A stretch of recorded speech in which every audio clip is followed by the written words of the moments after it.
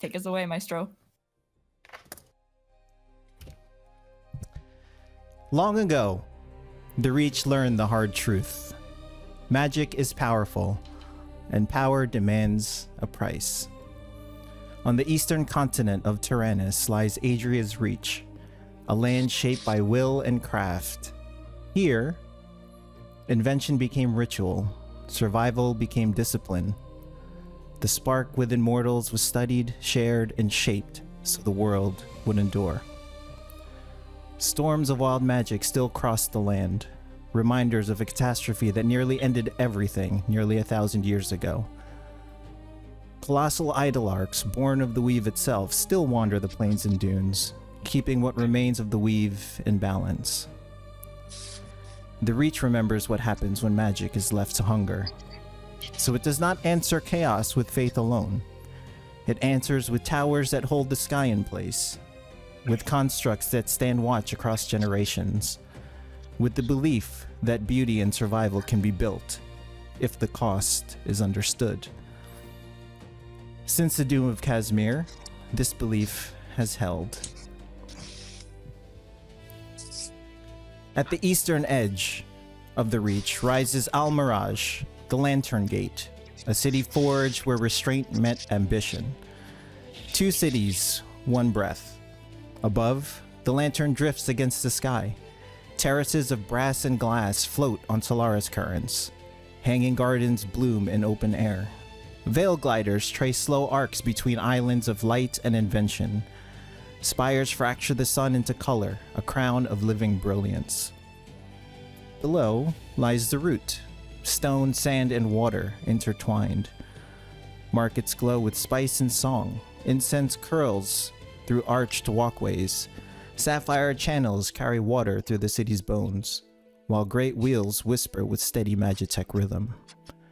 At the upper city center, between glass and stone, the Solaris heart endures, a radiant engine of pinks, purples, and blues. It holds the lantern aloft. It feeds the root below. Its glow spills into crystal caverns where people rest, speak softly, watch the light, and contemplate over a cup of coffee. Al Mirage lives through shared labor, shared meals, and a shared pride. A city standing bright against storm and sand. A great fighter once said of Al Mirage, "Here, impossible is not a declaration, it's a dare." Tonight, the city celebrates. It is the 31st of Deep Winter, 1322 PD. Lanterns drift upward like slow stars. Music spills from balconies and alleyways. Children chase light through the streets. Faces streaked with gold powder and paint.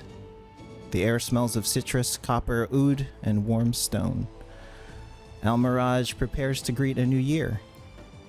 What it does not feel is the strain in the glass, the weight carried by the light, the way something, somewhere, has begun to awaken.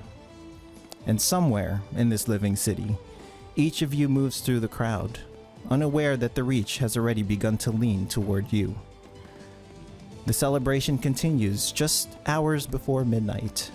And here, in this moment, is where your stories begin.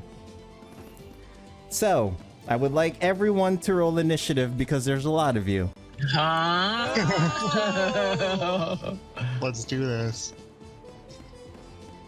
Roll initiative is crazy. And then just read me your numbers because I don't have tokens on the screen. 22, sir. Bodhi is 22. 13 for Nia. Nia, 13. 12 for Tajia. Oh, and that one. Oh my god. Got a that one. Oh, no. No. No, got that one. All right, Tajir 12 for Navina has as well. 12.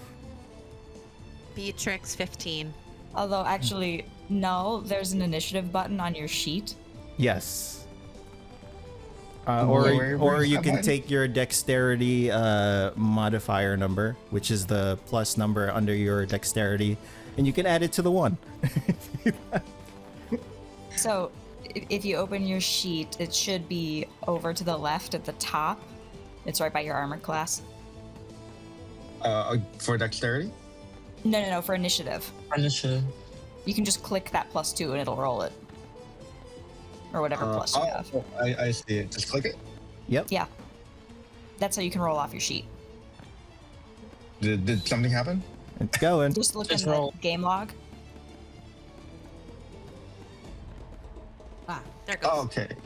I don't know. 3 12s. 3 12s. That is totally fine. Thank you. And then Helix with a 4. And Helix with a 4. All good. He is a Okay. grandpa. So, we find ourselves in the lower city, in the root of Almirage. We come to the Snake's Head Tavern, the concert grounds, just behind the stage.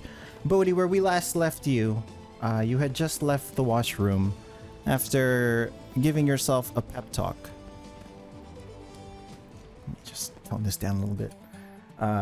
And you are walking with Ali Oakley as he is escorting you to the stage to get you ready for your set. What is Bodhi feeling in this moment? Bodhi's heart is pounding through his chest. His fingers are trembling. He's trying to warm up, just kind of move his fingers, warm up his fingers along the fret of his not guitar, lute. The lute. And he's looking at some napkins in the back of he pulls out some napkins in the back of his pocket with some lyrics he's been trying out. And the ink is all smeared. And now he's extremely nervous. Ali is sort of walking with you, and he takes notice as you pull the napkins out of your back pocket. Is that what you had planned for headlining, Bodhi? Oh, Mr. Oakley. I'm just checking some notes. Don't you worry. I can't thank you enough for this opportunity. I've seen the hard work you've been pulling off while waiting tables, and I've heard some stories of people passing through, so I figured why not give this kid a chance. You seem to have a lot of potential, and you seem to have that glint in your eye about performing. What did you Now- have? I have to ask, and I don't mean no disrespect. Like I said, I can't thank you enough for this opportunity. But why me over Noor Ashraf? When you look at someone and you get that sort of gut feeling that something special is about to happen? I think so. That's the feeling I got. I've been doing this for a couple of years, and I know talent when I see it. Well, much obliged, and that means a lot to me. So what did you have planned? What's on the set list? Well, I figured I'd warm the crowd up with some classics. A couple from the old Roy Claremont. Ah, big fan. And once I have them in my grasp, I'll hit them with some originals. Oh, I see. Well, as they say in showbiz, break a leg. You'll be right up right after the construct parade. Nor it sounds like she's about to wrap up her number, so take this time to get your wits about you and shake out any cobwebs that you may have. I raise my hat to him while also wiping the sweat from my brow. So as he walks away and begins directing these sort of automata, these monodrones, how many numbers are you planning to perform? 4. Okay, so what are the numbers in order? So 2 Roy Claremont covers, Okay. and then 2 originals. All right.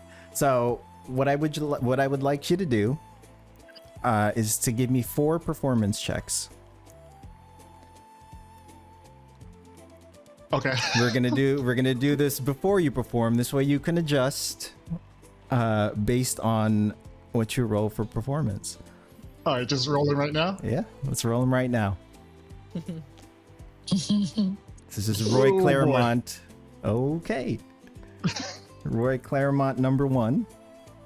Roy Claremont number 2. You Hey. know this a little bit better. And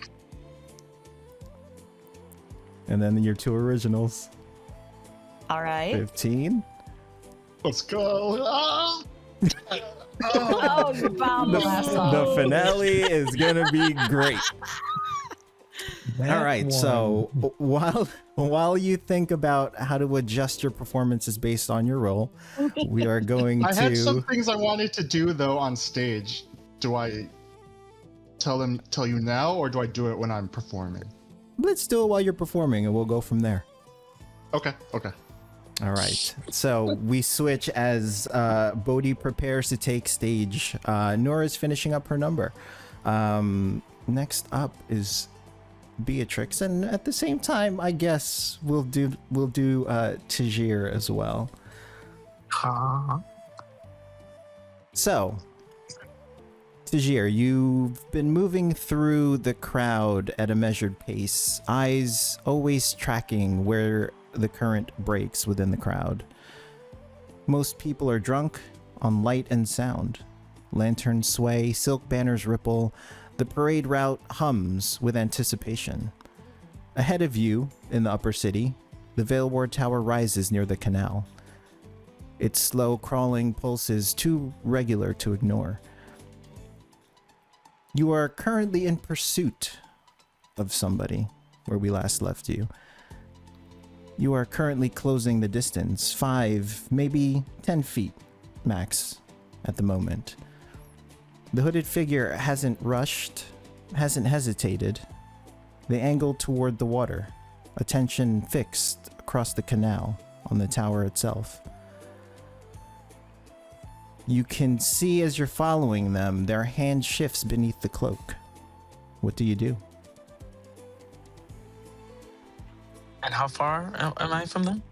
I would say at best 10 feet, closing the distance. And mind you, you have a sea of people that you are chasing this person through.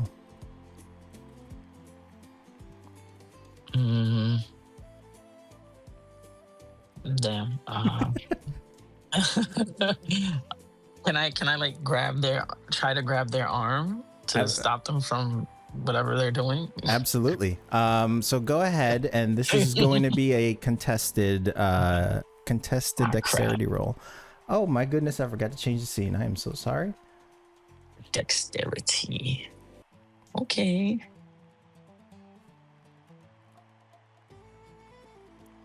So just roll the dexterity. Yep, just roll a Oh dexterity. my god. Of course, today would be the day. So you begin to reach as you close the distance for this hooded figure. And as you are about to make contact, we cut to Beatrix. Beatrix, you finally reach the water. A body of living motion stretches before you, lantern light fracturing across its surface in ribbons that fold and scatter as the current moves. The canal doesn't just reflect the city, it breaks it apart and remakes it with every ripple.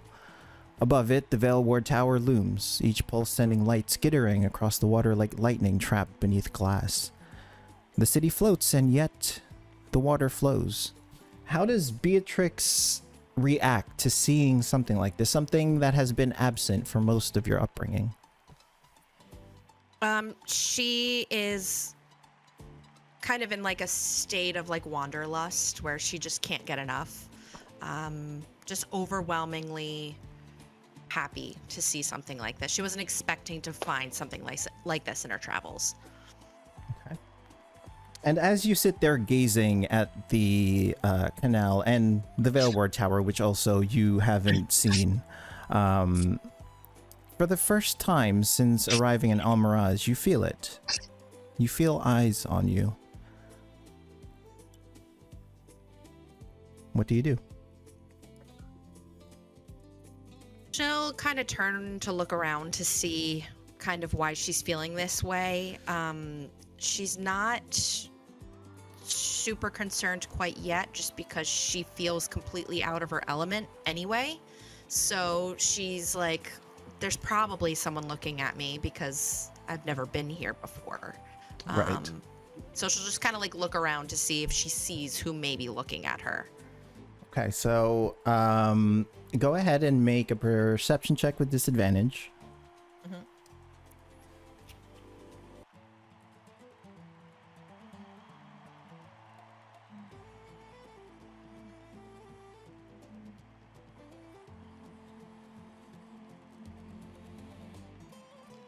17.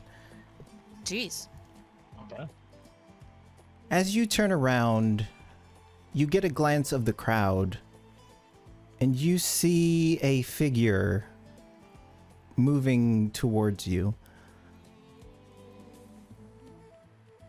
You see the figure reaching for something. And as you take notice of this, we'll cut back to Tajir. Tajir, the figure turns towards you. The hood slips just enough to reveal dark skin etched with old scars. You see one eye that gleams with Solaris light, sharp and focused. Their hand comes free of your grip. I need you, both you and Beatrix, to make Constitution saving throws for me, please. Constitution saving. You.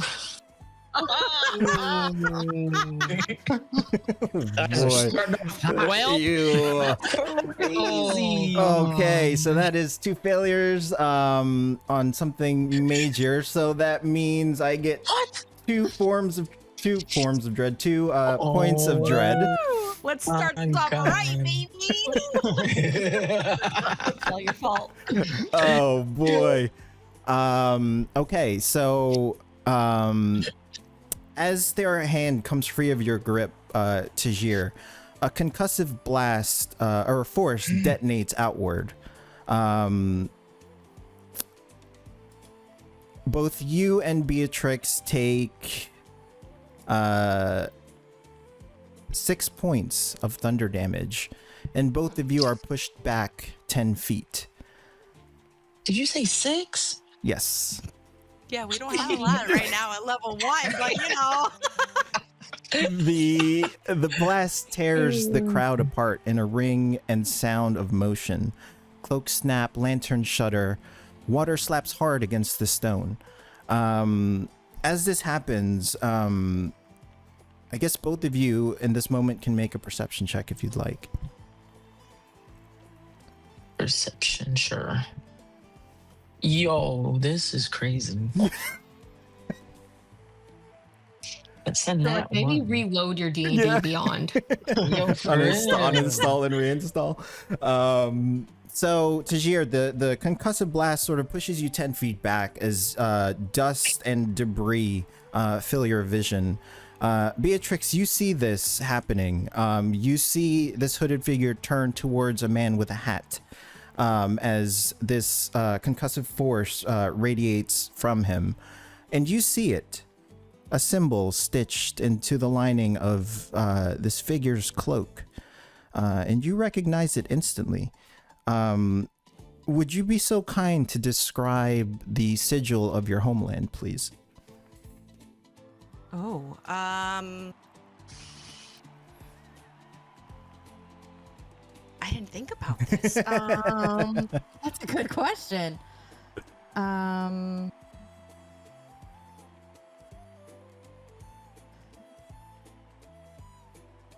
It's like two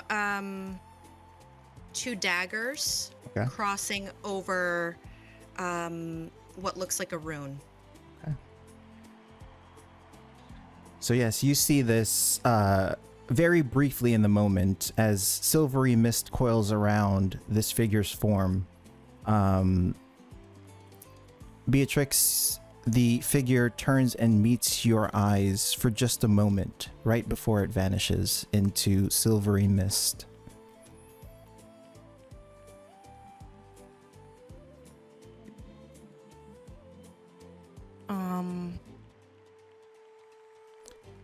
You see Tajir. You see this man with a hat, sort of reeling and trying to clear his vision from the debris around him. Beatrix will walk over to him.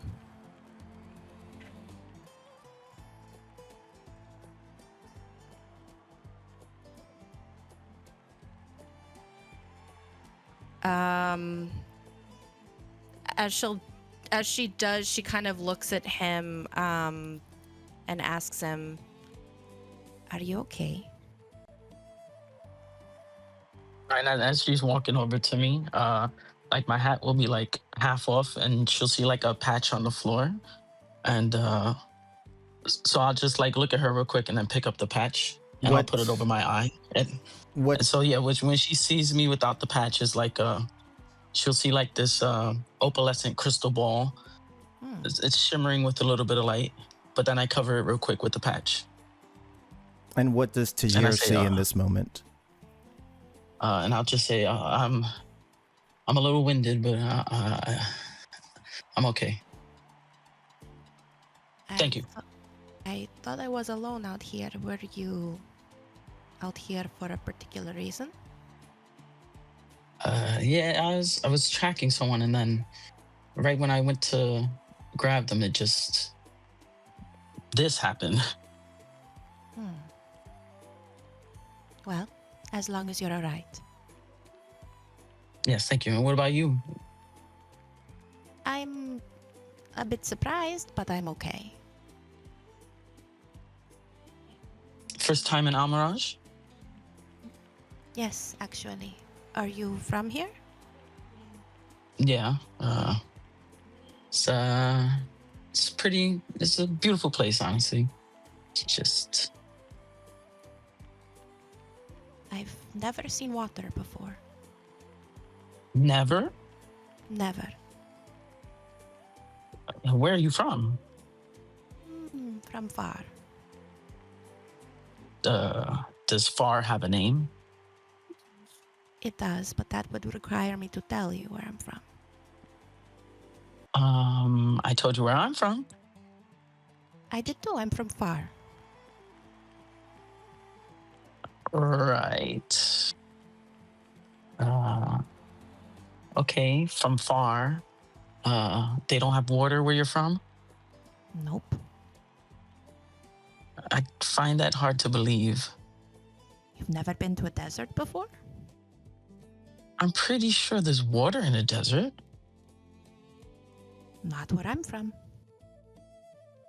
So how have you survived? My kind doesn't need much water.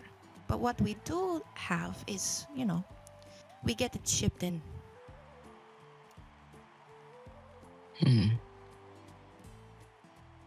Tajir, I would like you to make an insight check. Not to see if she's lying, but to see the intent of this figure. Okay. Insight. Oops. Hold up. Insight. Yeah. 16. So as you were pursuing this hooded figure, you can see that it was making a beeline towards this person standing in front of you.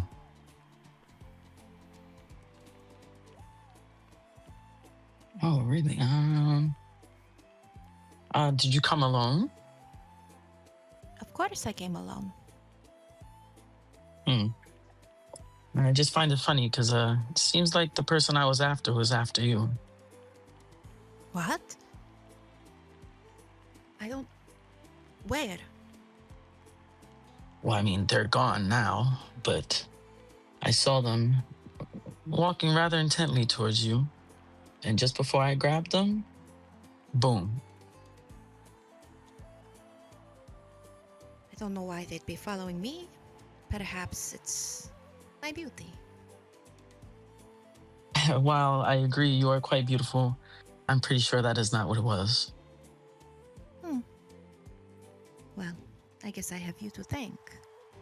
Perhaps if you were not here, they would have gotten up to me. It's possible, but are you running away from someone or something? Could say that. And was Almiraj your final stop or just passing through? I wasn't sure what I would find in Almiraj, so I figured I would look around and see. Perhaps it would be my final stop if I find what I need here. For now, it's too soon. Well, if this person is trying to get you, I don't think you should stay here for long. I might be different, but I can hold my own. I did make it here from far. I did not mean to suggest that you couldn't take care of yourself. I just mean it might be safer if you laid low or found another place that they can't find you. Perhaps I'll take your word for it. Where are you going? Well, I was trying to find out or investigate something. I will come to investigate. Perhaps I will find it interesting.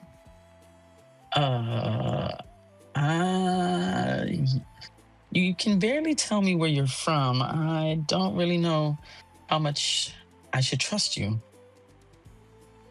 Okay, if I tell you where I'm from, will you let me investigate with you? Do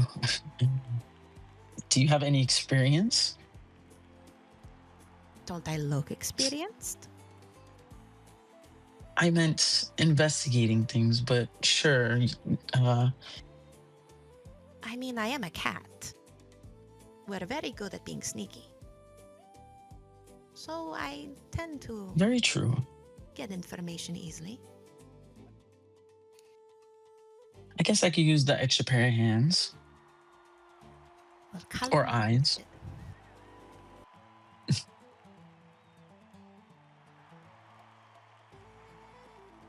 So as you two, So you gonna tell me where you're from? I am from a place called Vasia. Asia. Yeah. A far place. Beautiful place.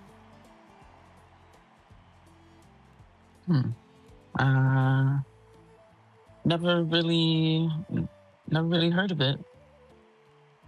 I told you it was far.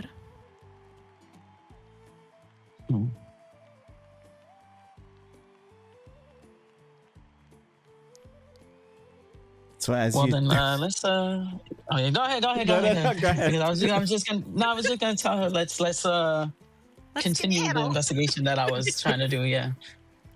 okay, so as you guys continue to discuss whether or not she is qualified enough to join you, we will we will cut back to the lower city. We come back to the Snake's Head Tavern to Nia. It has been a few weeks since Helix brought you to the Heartforge. During that time, Lyra was able to embed your crystal within your glasses, and Navina was able to assist you in attuning and activating your Solaris crystals. You feel the energies of the weave coursing through you once again, a feeling that had since been waning since your arrival. You are sat at an outdoor table just outside of the Snake's Head. The steam slowly rises from a small cup of temperature-controlled coffee, always perfectly hot, always perfectly pleasant. It feels strange, being back after so long. Things seem familiar, yet in a different way. You see monodrones wheel around, assisting patrons find their way, as well as serving them drinks. You hear Noor is wrapping up her set, and a small section of the audience begins chanting Bodhi's name, but it's drowned out by the rest of the sights and sounds. And as you scan around, within the crowd, you see Helix and Lyra once again. But this time for a heartbeat. Your glasses begin to fog once again, and as you take a look at Helix, you see what looks to be a silhouette that stands with him? Not Lyra. The silhouette is shorter, lighter, edges indistinct. What do you do?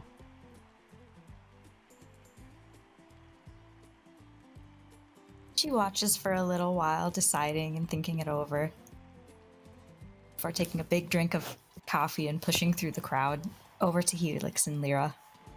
Okay. And as you approach, the figure seems to take notice of you. The silhouette seems to take notice of you and sort of wisp away as you get closer.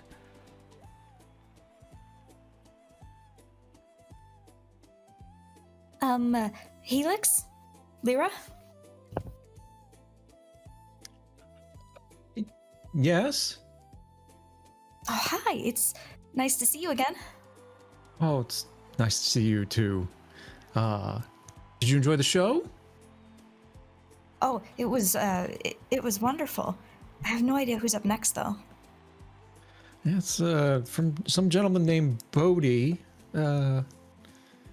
Lyra, how was Noor? Did you enjoy it? You can see that she is elated. She looks up. Oh, yes. I enjoyed that very much. My question is, how have you been enjoying the concert, No? You think you can hang with us youngsters now? I think it's great that you have an interest in this type of music. It was enjoyable. You can see that she one eyebrow raises as you say that, and she turns. Nia, it is very good to see you again. How are the glasses? Are they okay? Perfectly. Good. They're amazing. You do amazing work, and Navino's so helpful. They are glasses. And I'm glad Navina was able to help you attune to the crystals. What brings you to... I really appreciate it. Oh, it is no problem at all. Have you been enjoying the show? Yeah, I've never really seen anything like it. But I've never really seen anything like all of tonight. I mean, does the city do this every year? Yes, and it gets bigger and bigger every year. There's so much that goes into this. I mean, the fireworks. What spells are they using? It is a mix of arcane and gunpowder. For fireworks... Yeah, but what's, like, the trigger? I believe there is a fuse of some sort within the contraption. It's not as arcane as you might think. Oh, fascinating. Wait till you see the construct parade. Is that what everyone's lining up in the streets for? Indeed it is, and I believe that is what Helix here is looking forward to as well. He seems to enjoy the construct parade the most every year. It is nice to see the inventiveness of those within the city. There's quite a lot of unique and interesting ideas. that come from it. Is there a theme to this parade, or does everyone create like whatever they want? There have been themes in past years. I don't know if there's been one for this year, though. Lyra? Well, most of the constructs mirror nature, so animals mostly. Is there like a contest for most popular construct or something, or is it just for the love of making them? It's mostly for the love of making them, but based on the crowd's cheers, depends on what construct the crowd enjoys the most. So it is a unofficial contest, if you will. Does the Institute participate? Do they make something? I would love to. I didn't have much time this year to put something together. I've been working Outside on of being these. popular, right? Not so much that. It's mostly this project that the Saraitel have commissioned me with. It's upgrading the Veil Towers. Upgrading with what? Better refraction, stronger and faster shield production, if you will.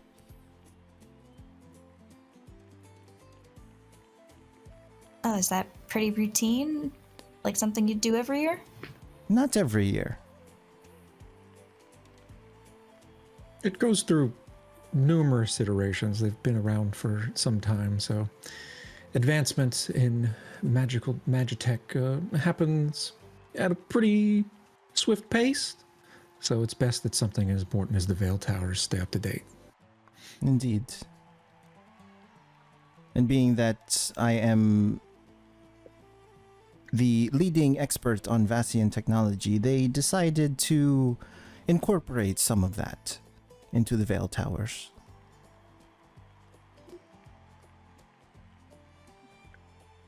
I do appreciate that they're finally recognizing your work to the level they should. It has been quite the journey, no. It's been an experience. I've never had to deal with such bureaucracy before. That was a complaint your Nona had all the time as well. Were they always this redliney? Yes. But that seems to happen pretty much anywhere with government work, whether it's Vassian or from the Reach. I understand oversight, but my gods. The amount of red tape I had to go through. The amount of approvals I had to go through. And it was all for safety's sake, I'm sure. Sure, for the larger picture, but they requested that I change the shield's color from blue to orange, and even that was wrapped up in voting and debates. Well, this city's vision of beauty is a form of democracy in some cases, and it's a heated debate. And so asking them to change a color, that feels like something that they're going to debate. The technical details, I'm pretty sure they just left all of that up to you, didn't they? Indeed. And as you say that, the ground beneath you begins to rumble as the sort of brutalistic lines of the Veil Towers begin to glow in sort of an orange hue as it runs up the length of the Veil Tower. Both of you go ahead and make perception checks. And as you guys are doing that, Lyra is going to take notice of the device on your collar. No. How is the device feeling? Is it helping at all?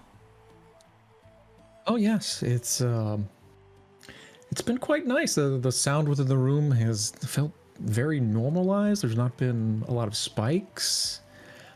It's helped quite a bit for these old ears.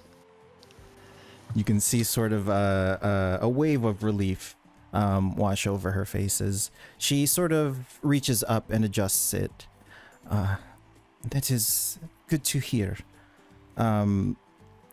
Helix with a 14. As you all shift your attention towards the Veil Tower, you see what looks to be Saraitel engineer working on an open access panel and two shield mages standing nearby.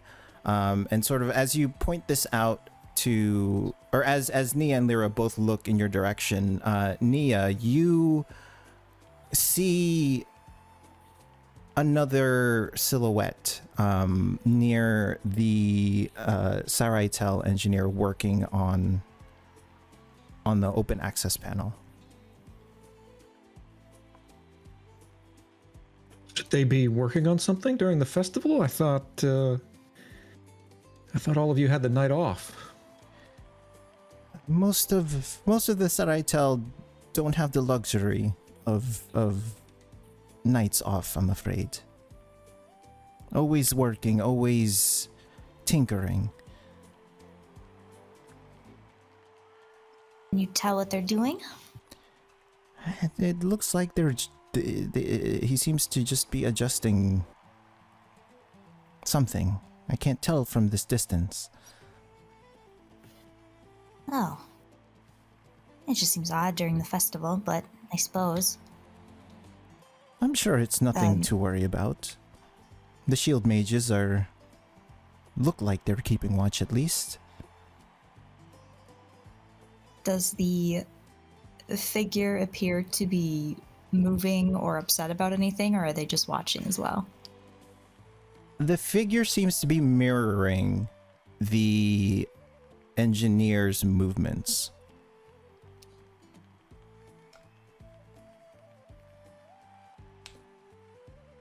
She just blinks. Am I seeing double, or...? You hit the sauce already today. This is just coffee. Oh? I don't... Then why the Very concerns often. about... Oh. It's a bad habit. But why the comment about seeing double? Oh, I just thought I saw two people up there in the panel, but it's just... My glasses must have fogged up. And as you sort of do a double take, Nia, you see just moments later, you see the specter of a figure sort of get pushed, fly backwards, and land on the floor next to the two shield mages. And then it sort of vanishes in sort of a wisp. Her eyes get wide as you can see there's an idea in her face. And she just turns to Lyra and goes, enough of that. Should we move that direction, closer to the stage? Everyone seems excited for the next performance. Yes, I hear the crowd chanting, or a small section at least, chanting Bodhi. I remember him being a waiter. Oh, did he work here? Yes, he waited tables inside the Snake's Head. Oh, I wonder if I've seen him before. pleasant fellow, but I didn't realize he was headliner quality, but I'm hopeful. Maybe we've got a diamond in the rough. As you're walking, Nia keeps glancing back and forth between the two of you and the tower, just kind of like paranoid.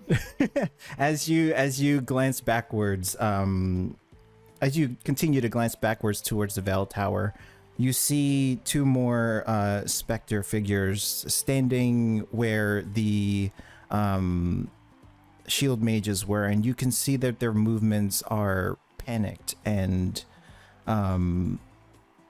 glitchy.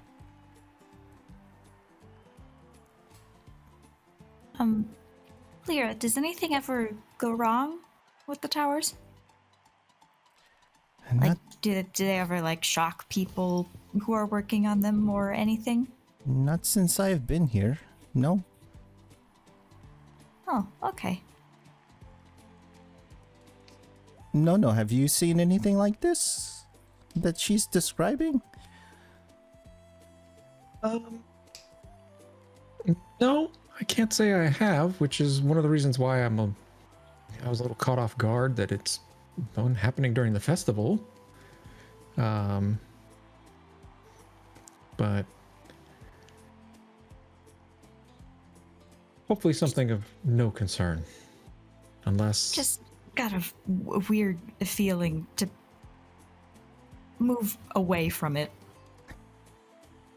You can see that Lyra sort of chuckles, and she sort of just... You can see that she leans in to your coffee, and she takes a few sniffs. And she looks up at Helix. Just coffee. Well then. As the case may be that that's just coffee, I think I'll still keep an eye on the little squirrel as she nervously looks about. And as you three make your way to the stage, we cut back up to the upper city. Yeet. We find ourselves at the Emberheart Forge as it glows with warm light on the eve of the New Year's festival. Navina, your construct for the parade rests mostly assembled. 99.9%. A few bits of glass and metal plates still lay on the floor. If you could describe for everyone what your construct looks like. Okay, so her construct mirrors a specific animal. It mirrors a rattlesnake. And for its coloring, she decided to go with something a little eye-catching. So while the metal itself is durable, the majority of it appears to be gold or bronze coloring with bits and pieces that are darker, almost black. The construct is fairly large and can move its whole body around. Its mouth can also open and close, and the rattle is functional. In between the plating, once it is activated, there will be a blue glow for the arcane that helps to power the construct. As you continue working, you see Rumana, the older tiefling sister. You can see that she's sorting various crafting materials, and you can see Robbie, the younger brother, looks to be tightening a bolt on the construct with a tool far too large. And as you glance around, you see Bill standing by the doorway, sort of leaned against the doorway, watching you all work.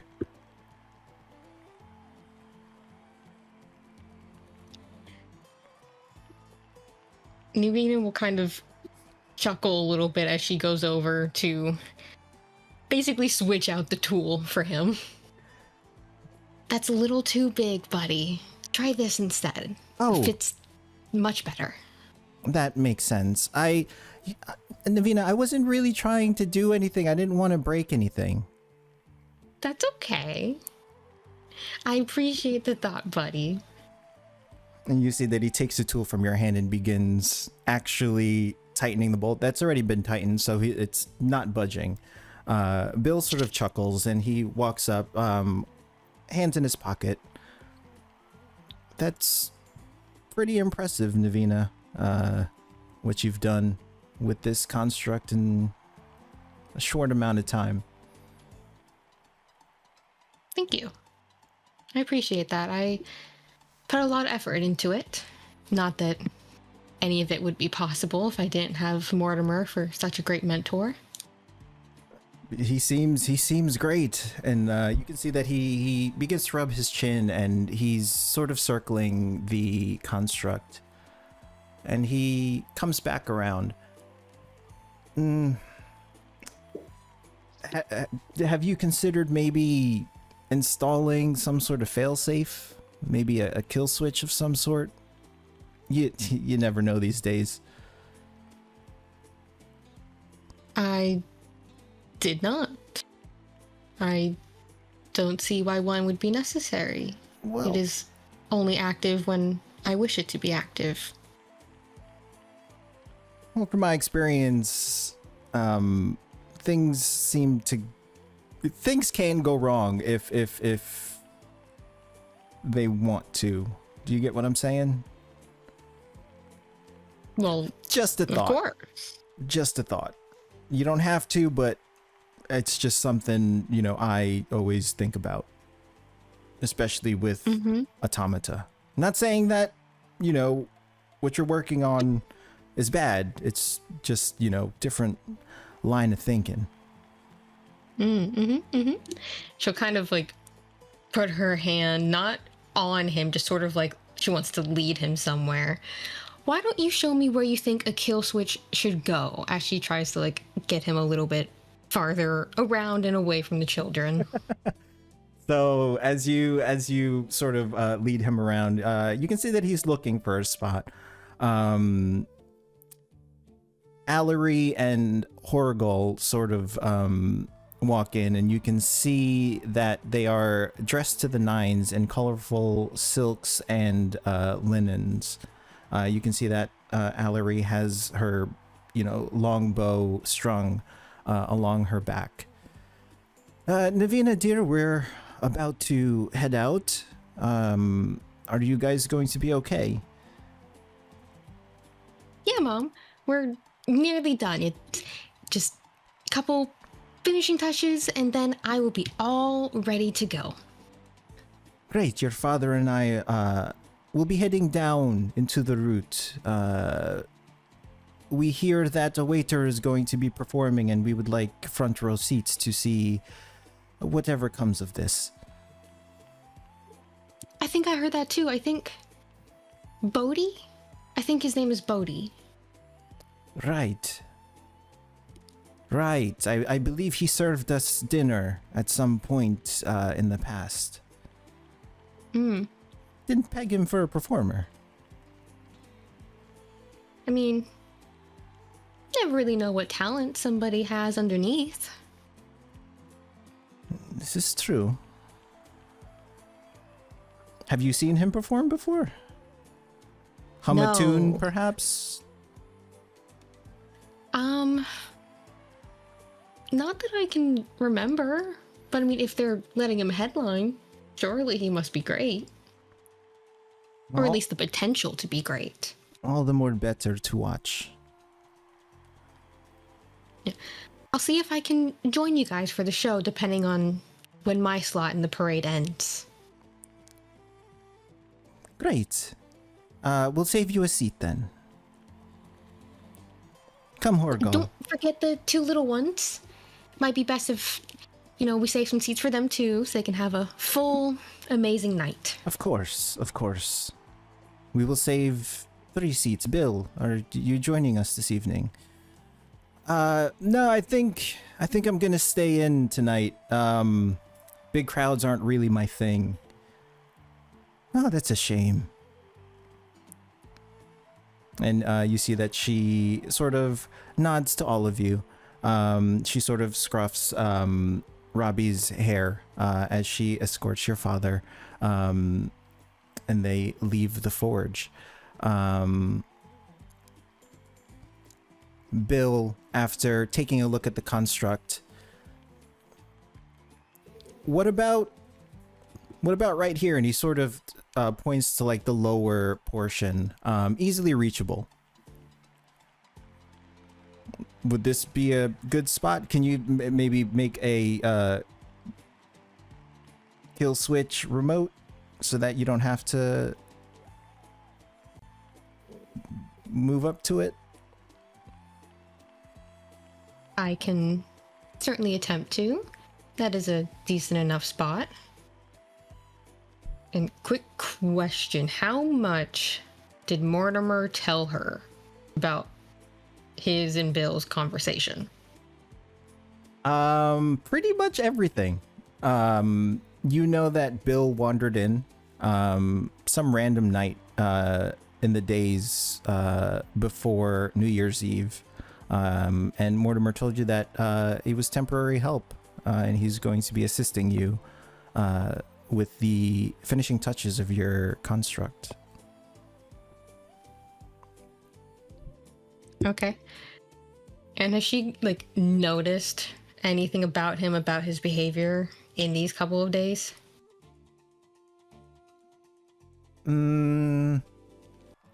Make a history or perception check, your choice. Alrighty.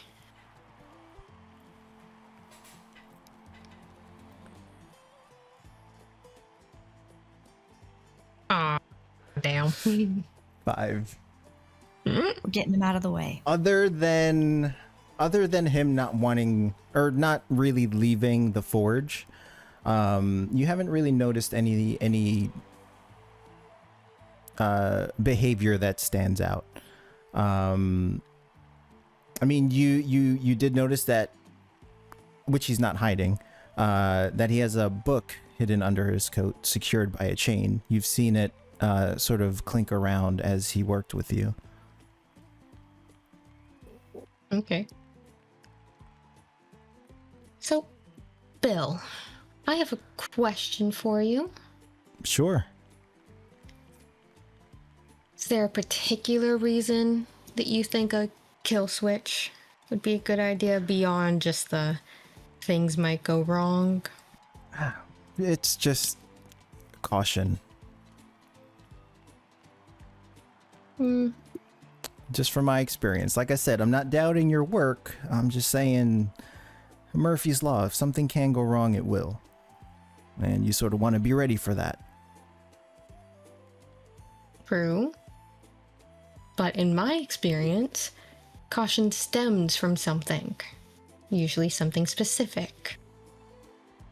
I've seen a few things in my time, and things that weren't supposed to go wrong did go wrong, so pay no attention to it. It was just a suggestion. I didn't mean to doubt or offend. No offense. No offense. Just curious about your suggestion, but all suggestions are good suggestions, so if you would like to help me with this, so I can be sure to finish this new edition and finishing and all the final touches in time before the debut, it would certainly be welcome, considering it was your idea. Of course, yeah, of course. Just let me know what you need me to do. Great. So as you guys begin working on that, you work on it for about an hour or so. And you see, as you guys are working, you see that Rumana has been unusually quiet as she sorts nuts and bolts within sort of a case. Bill sort of notices and looks towards you, Navina. Is everything all right with her? She seems more talkative than this. I'm not sure, but I'll go check. If you're fine working. Yeah, I think I have things figured out. Everything seems to make sense the way you've drawn it out. Great. Just holler if you need help with something. Yeah, of course. Good luck. Dealing with children is difficult. And he sort of just side-eyes you when he says that and begins working, continues working. I think you might be overcomplicating things on that aspect, but maybe I'm just good at it. She'll walk over to Romana. Hey, Romana. Doing all right over here? Yeah. Just sort of sorting things. Yeah. I mean, these are great piles, sweetheart. You can see that she's just taking stuff from one pile and moving it to another, not without any rhyme or reason. Just sort of nonchalantly throwing things in different piles, keeping her hands busy. Are you excited for the parade? Yeah. Yeah. Of course. Hey, Navina? Mm-hmm. Do you think me and Robbie will ever find a home? Of course you will. Do you think you won't? I mean, a lot of our friends from the orphanage found families. Me and Robbie have been there for a long time. Nobody, I guess, wants to take in or adopt Sakari kids.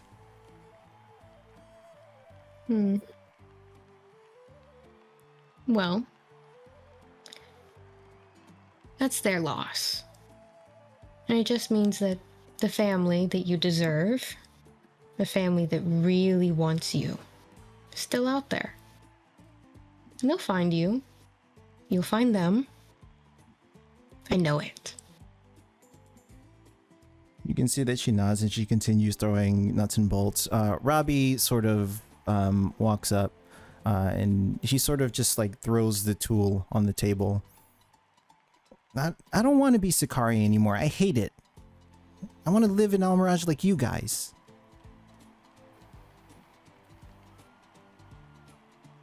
Well,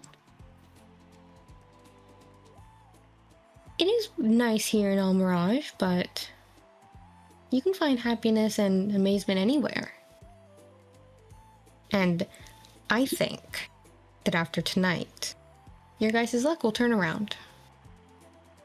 And there's nothing wrong with where you guys live, with who you are. You can see that Robbie's face sort of lights up. Hey, Bill, do you think you'll stick around? Bill sort of just turns from his work. Yeah, kid. Of course. Robbie, Bill, do you think you could show me how to make a gun? Oh, you can see so that? you can see Bill sort of do a double take, and he sort of lost for words, and he just looks towards you, Navina. So that is a very, very complicated task.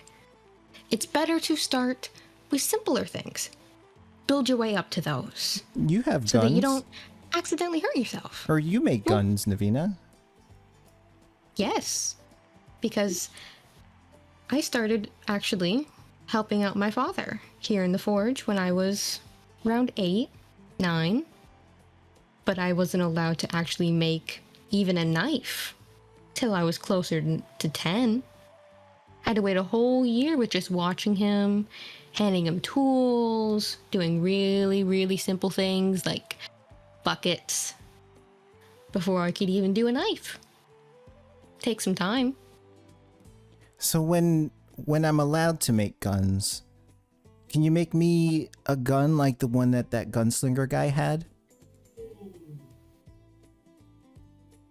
When we get to that point, I can certainly assist you with it. But you need to be patient. Learning a trade like this requires patience because you need to be careful with these materials. They can be dangerous if you're not. You can see that he nods. His face lights up at the idea of wielding a gun. Oh And- boy. And a few hours go by as you continue discussing, and eventually you finish the kill switch on the construct, and your construct is eventually picked up by one of the parade wranglers. The parade wrangler takes it and sort of brings it out and lines it up along with the rest of them, throws sort of a silk tarp over it to conceal it from the populace before its unveiling. And Bill sort of turns as and turns to the kids. Hey kids, what do you say we sit outside and watch the parade? This way you can see Navina's construct slither by and shoot its confetti from its fangs. And you see the kids sort of, Robbie especially, get excited, and they begin heading towards the door. Rumana still a little down. She moves to the door along with Bill and Robbie, not as excited. Hey, Romana. Yeah. You still feeling a little anxious, a little worried about what happens after tonight? Yeah. I just don't want tonight to end. I've been having fun, but the thought of going back to the orphanage and seeing friends leave, it's not a good feeling. I understand. You know that I'm adopted, right? Are you? And you can see in her face that she hadn't realized, being that your mother is an elf and your father is a dwarf.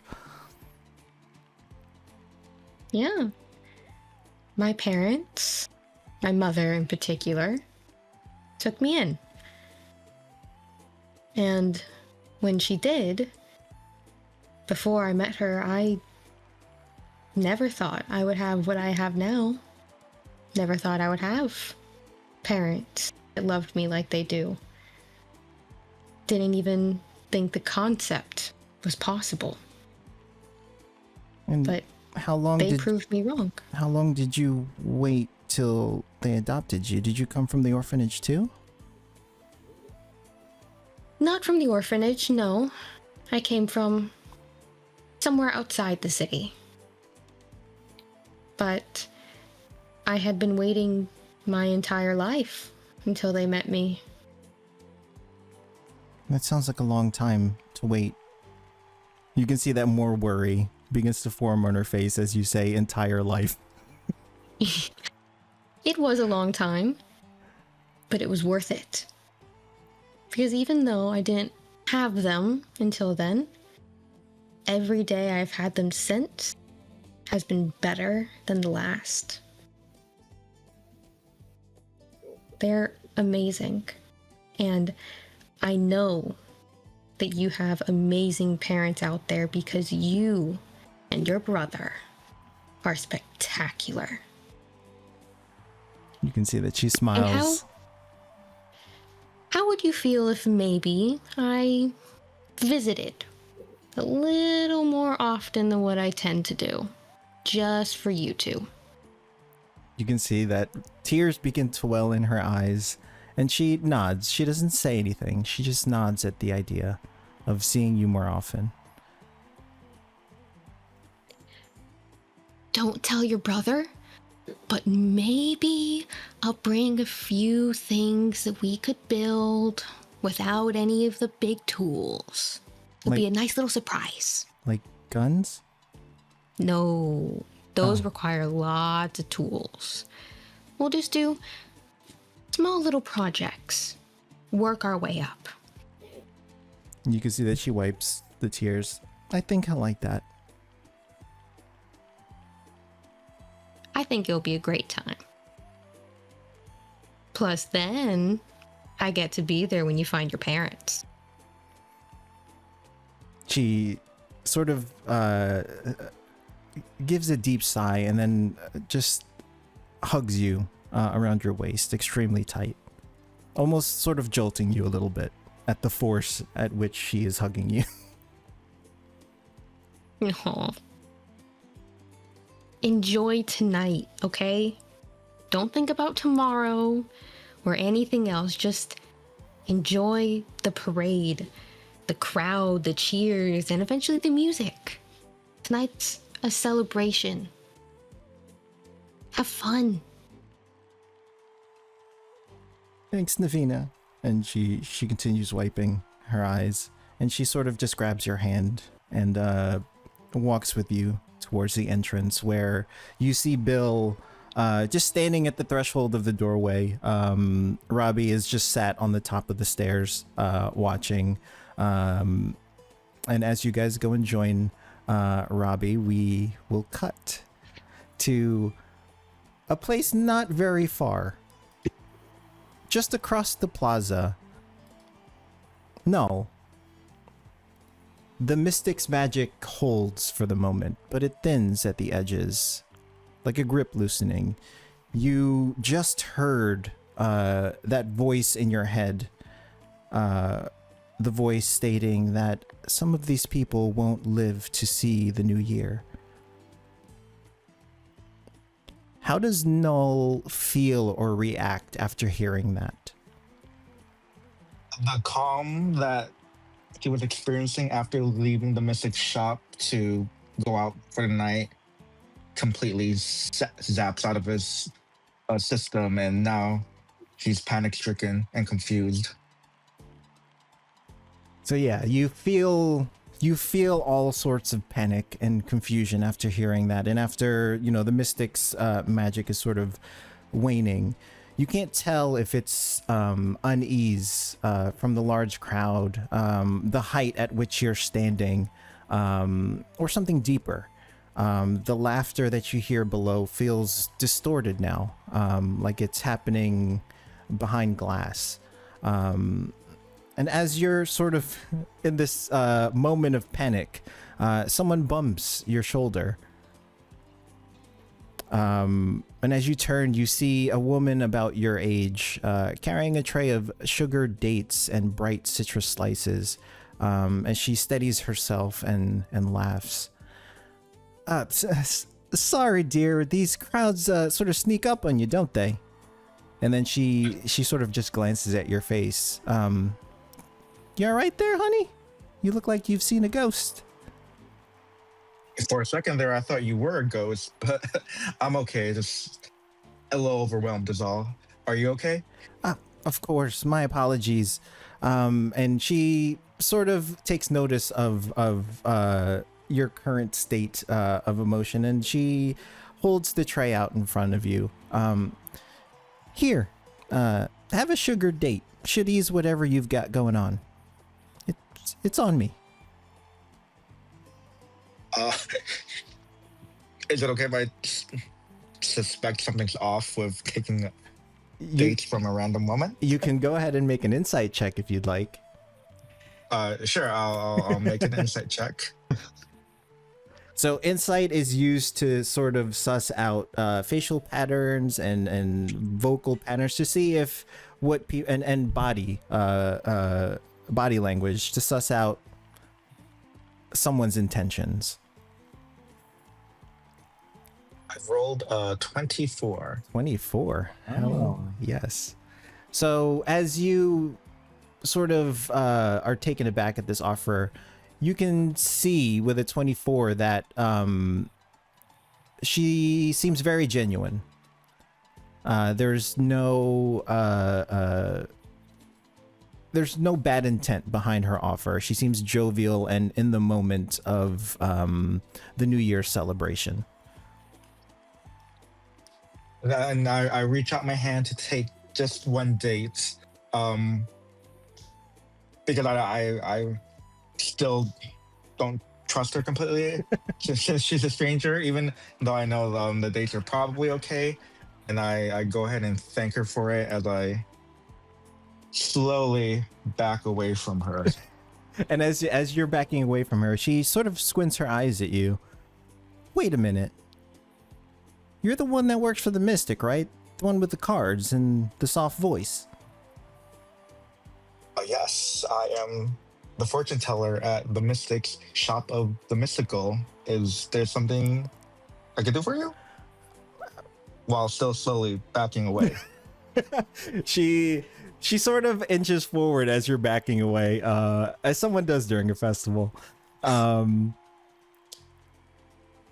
seen the lines of people outside of the store. I was thinking that maybe since we're here, maybe you can read my fortune tonight? Nothing dramatic, just something small, like, should I take the long way home? Or will I sell this whole tray of sweets? For a split second, I cock my eyebrows and think to myself, you've got to be kidding me. But I pause for a second, I give her a smile, and I tell her, just because you've been so generous, I'll do you this kind favor and peer into your future. And what does Null normally do when someone asks to have their fortunes read? Well, so I said, I'll tell you your fortune. So let's sit down, let's cross our legs, and I asked her to put her palms out, and I put my palms on top of hers, close my eyes, deep breath, make some weird noises, shake my hand a little bit, and tell her, I've seen your future.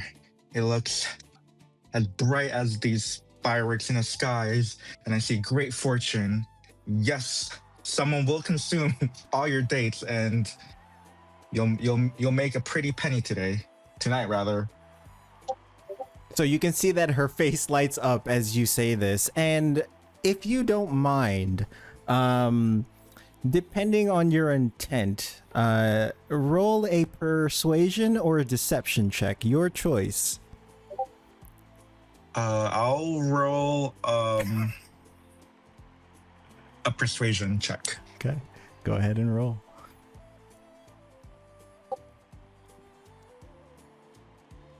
I got a 13. 13. I will have her roll an insight at disadvantage because she doesn't know any better. But she is still trying to read sort of what you're trying to sell her. And she rolls natural 7. So as and you rolled, I'm sorry, persuasion? Yeah, persuasion. So you see her face light up, and well, that's good to know. Thank you. I think the gods are with me tonight. They certainly are, and if you keep heading towards the noise, I'm sure there'll be a lot of hungry mouths are ready to purchase your goods, ma'am. And I take a bite. I eat the date, and it wasn't very great. But I tell her, this is the best date I've ever had. The revelers will eat it up. I promise you. Oh, since you enjoyed them so much, here, have a few more on me. I cock my other eyebrow for a split second before I catch myself again. And like, oh, thank you. Let me just take 2 more because I do want you to sell your dates and make as much money as you can. Well, perfect. And I take 2 and put it in my pocket. So as you go and reach for the dates and put sticky dates in your pocket, go ahead and make a wisdom saving throw for me. On the date? Where's the wisdom? It should be on the left side of your character sheet. Okay, I see. This is for the mental damage that putting something sticky in your pocket is going to do to him. I rolled a 6. The 6. So Devastating. as you take the sticky dates and put them in your pocket, a lantern above you sort of flickers, and you hear the voice in your head once again. She can live if you help her live.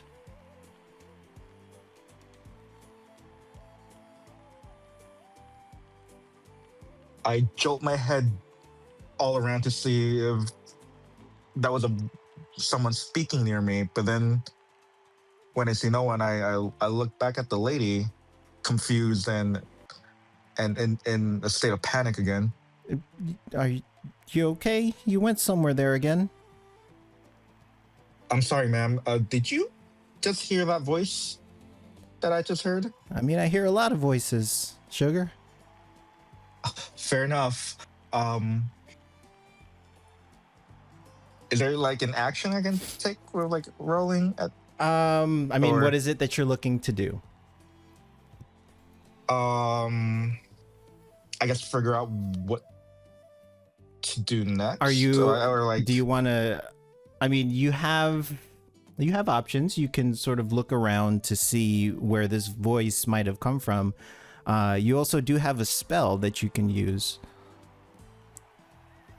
if I'm not mistaken, if you would like to suss out something even further. Would that be guidance or thaumaturgy? Further down in your spell list. Elevated sight, right? Or Let me just double check your spell list. Yeah, elevated. You could totally use elevated sight. Okay, then I tell the lady, oh, I'm so sorry for that, but I think I heard someone in the shadows. I'm going to have to check. And you then- can see that she's backing away from you now. Oh wait, ma'am, please. I think there might be something out there. Don't stay with me for a minute while I check. You can see that she begins lowering her tray, and she's now looking around as you're telling her this. Like, ma'am, don't worry. I promise you, you're in good hands. But please stay here for a minute and don't leave your dates. There are bugs all over the floor. Oh, So, do I cast elevated sight now? Or if you want to cast elevated sight, you can mark off a spell slot if you'd like. Okay, so I'll cast elevated sight. Yes. So you mark one of your spell slots. So one of the 2 spell slots should be filled in. Mhm. And elevated sight. So as you go into this sort of trance, your eyes go stark white, and your eyes go skyward, granting you sight from sort of a higher vantage point. You project your vision to see through an invisible sensor, which appears in a spot up to 120 feet above you. You can see through the sensor as if you were flying, granting a full 360 view from its location. And this sensor sort of moves with you, retaining its height in relation to you. So as you, for lack of a better term, warg into your sensor, we will cut back to the lower city, where the construct parade has begun. So you guys in the lower city, Nia, Helix, Lyra, and eventually Allery and Horrigal join. You see the Solaris powered spotlights move up over the heads of the crowd to draw attention to the sort of wide street behind you. The ground begins to shake as the construct parade procession begins and marches on. The first constructs you see a towering elephant construct that leads the way, broad and steady, its tusks carved from pale crystal veined with light. Water pours from its raised trunk in a controlled arc, misting the crowd as it passes. Children scream with delight and chase the fallen spray. After the sort of elephant construct lumbers forward, you can see, following a few paces behind it, you see a rhino construct, compact in comparison, built like a battering ram. Its plated horn crackles with restrained power, and each footstep sends a low vibration through the street stones. After the rhino passes, you see a slender heron construct striding after them. An impossibly tall and elegant construct. Its long legs articulate with clockwork precision, and its wings unfold briefly as it moves, catching lantern light and scattering it across the crowd like falling stars.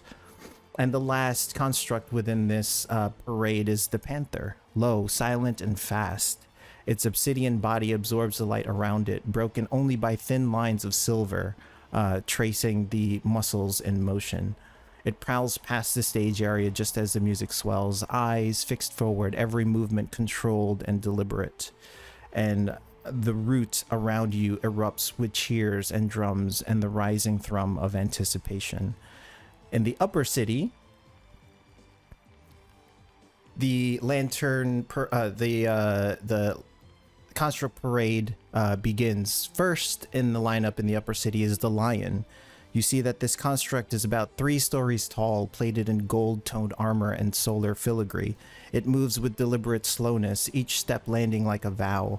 Light fractures through its mane in controlled prisms, scattering across balconies and glass railings. When it lifts its head, the crowd answers instinctively, cheering. Behind it bounds the hyena, angular, piston-driven, built for motion rather than majesty. Its segmented jaw snaps open and closed in a silent mechanical laugh. And its gait is erratic but precise, skittering from side to side as if daring the handlers to keep up. You can see the children, particularly Robbie, howl with it, and the adults laugh a little too loudly. Following the hyena, the desert crocodile follows. Low and massive, its plated body drags close to the street, segments grinding softly against one another as blue-white light leaks from beneath its scales. The tail swings wide, close enough to balconies that people pull back on instinct. Then, the rattle sounds, dry, hollow, and rhythmic. Navina's serpent rises into view. It coils forward in slow, deliberate waves, its body painted in bands of amber, black, and burnished gold. The metal plating never quite touches. Between each segment, thin seams of arcane light pulses softly like breath under skin. The tail lifts and shakes, glass beads clattering together in a sound that cuts cleanly through the crowd noise. It sort of uncoils and lifts its head up, higher than the other constructs.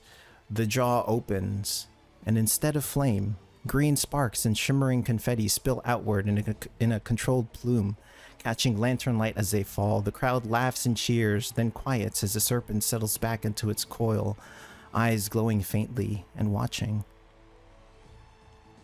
Moments later, back in the route, the lights dim, and Bodhi takes the stage. So Bodhi, we come back to you. You said you had a few things you wanted to do? Yeah. So you could hear my tap dancing shoes tap along the wooden float stage as I enter. I take a look at the crowd just to try and get a feel of how it's. Can I insight? Yeah, you can make an insight check if you'd like.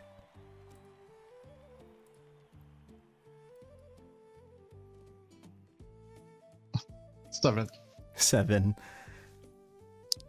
You don't really see the crowd, as you know, standing on stage. The lights are blinding.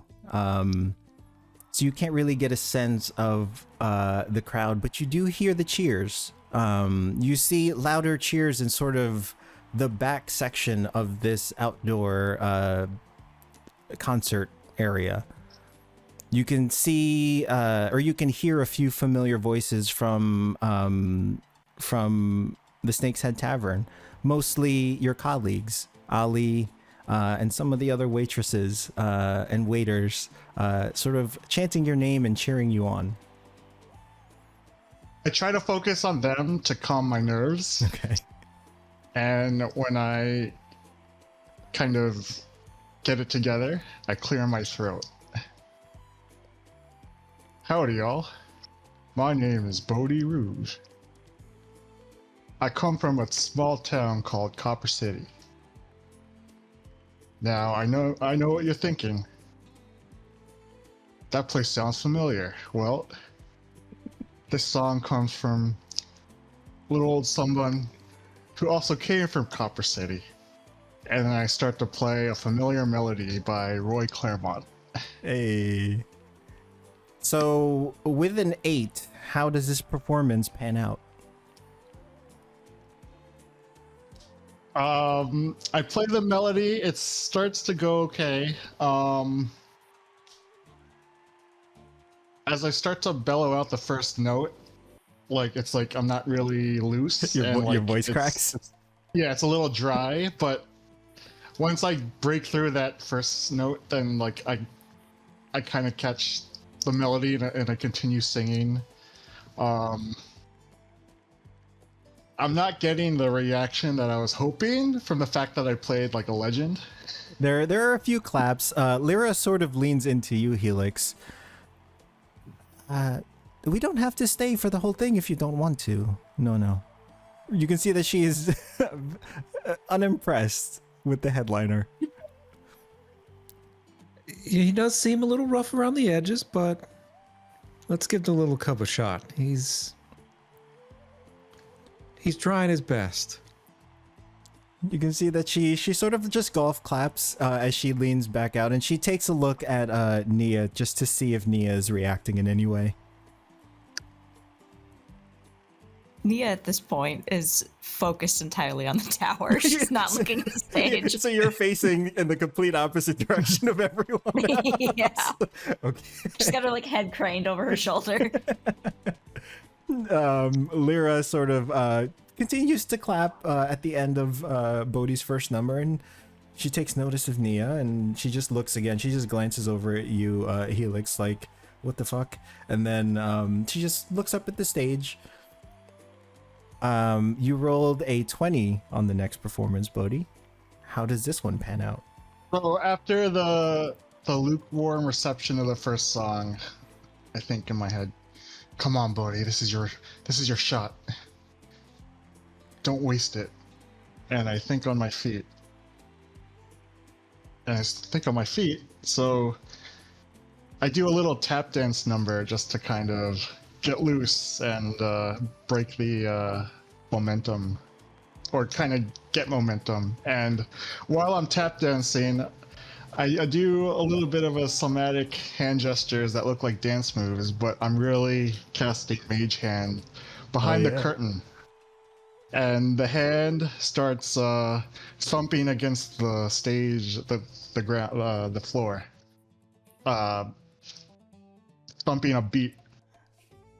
And then I start to strum along to the beat to another more famous Roy Claremont song. You can see with that, the crowd begins to clap their hands along with the beat as they are now with you on this one. You can hear larger cheers coming from all different sections, not just a small section of your coworkers in the back, but more of the crowd is getting into your performance. They begin chanting your name, Bodhi. I start to feel a flow state, and I just kind of have fun and perform. So you rolled a 15 for your third number. How does this one pan out? So I sit there momentarily for a brief second just to bask in the applause, cherish it, because this might be my last one. But I clear my throat again and I say, This next song I dedicate to all the beautiful people in the crowd. And then I wink and I say, that's all of you. The crowd cheers in response. You can see Lyra Helix is getting into it after that last number. She sort of bumps your shoulder with hers. You're right, he's not that bad. He just seemed like he needed to shake things off a bit, you know. I thought that his rendition of Copper City Blues was going to be a little nicer, but ain't gonna complain about Jambalaya on the Bayou. That follow-up was great. I didn't know you knew those songs. No. Oh, Roy Claymont was famous back in. I'm not gonna say my time because obviously my time's been a long time, but no, I used to listen to him quite a bit.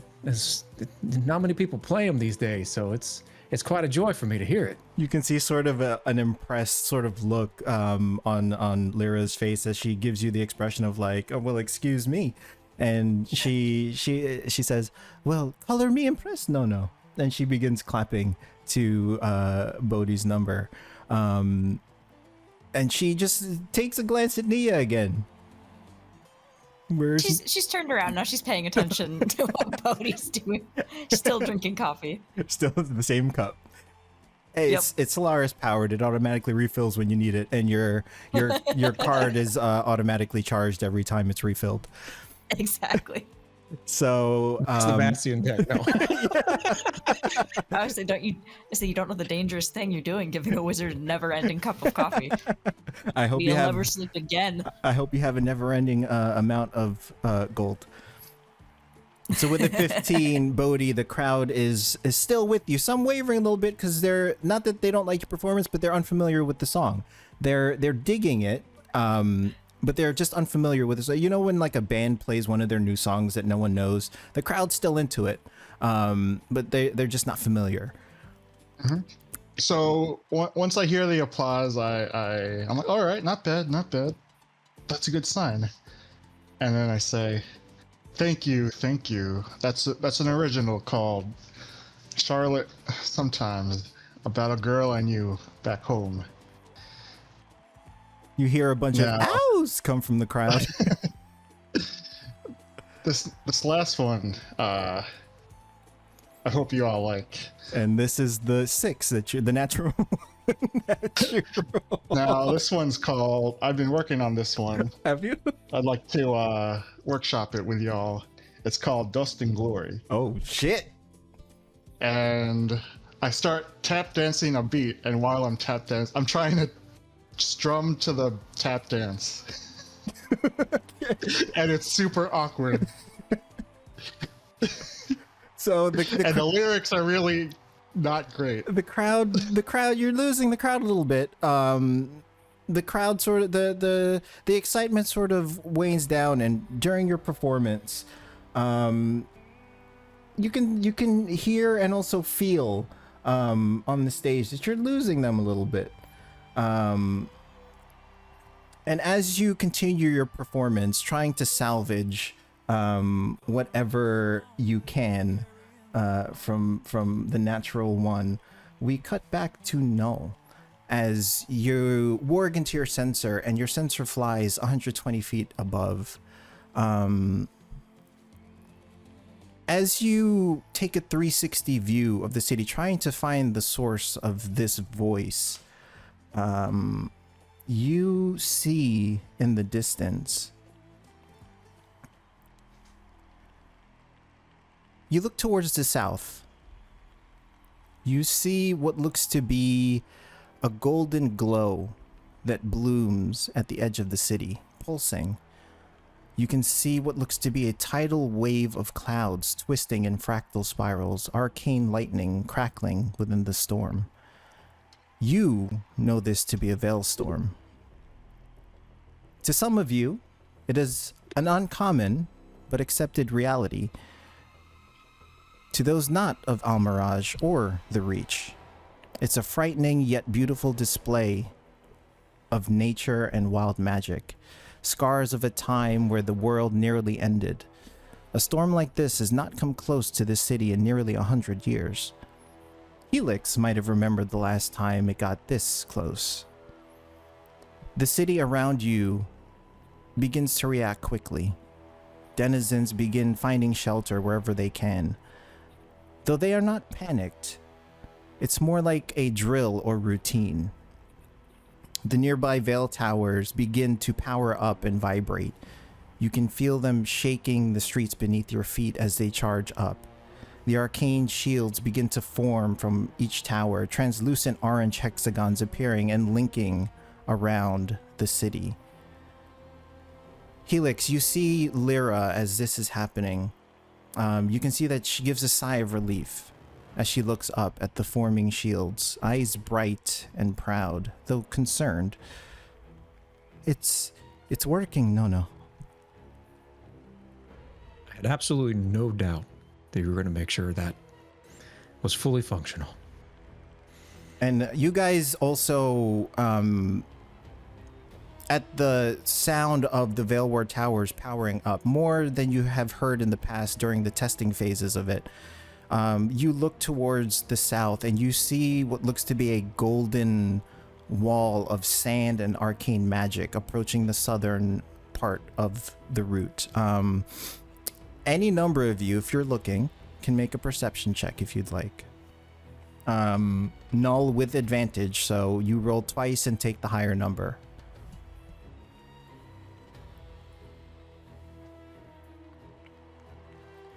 Would I be able to, or am I in the middle of my performance? So No, you probably would have stopped at this moment after the crowd sort of turns its attention towards the south as the Vale Towers begin powering up. You also take notice, Bodhi, and you stop sort of mid performance as you look and try and see what the crowd is looking at. at first I'm relieved because I know I bombed that.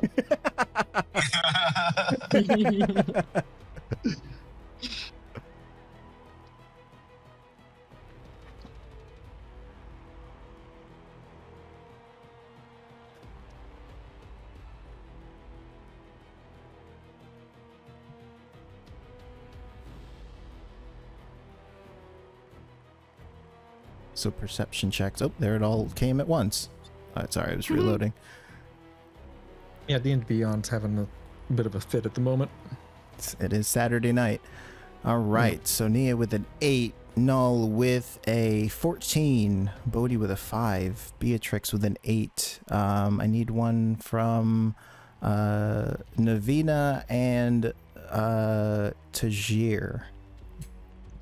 Oh, I thought I didn't know. Yeah, I got a 15. Oh, sorry, I see it. 15. And just one from Navina, if possible. It's coming. It's being slow as shit. 8. Well, All that right. sucked. So Null, no, there's a lot of 8s. Null and Tajir. Null, from your sensor, 120 feet above the city, you see this wall approaching. This wall of sand and arcane magic. Both of you see this. Atop one of the Vale wards, you see a bolt of iridescent lightning strike the top of one of the Vale ward towers. You also see a flash of the same iridescent lightning strike another one of the Vale towers. And as you see these lightning strikes, iridescent lightning strikes, all of you hear a crack as it echoes through the streets. One of the Vale towers begins powering down, then another, then another. Let me switch the scenes for y'all.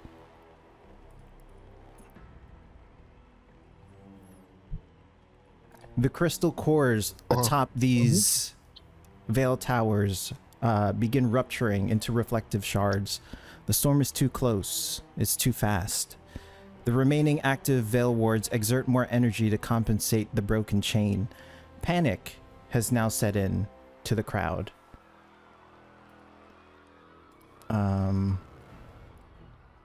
Sorry, I lost my spot.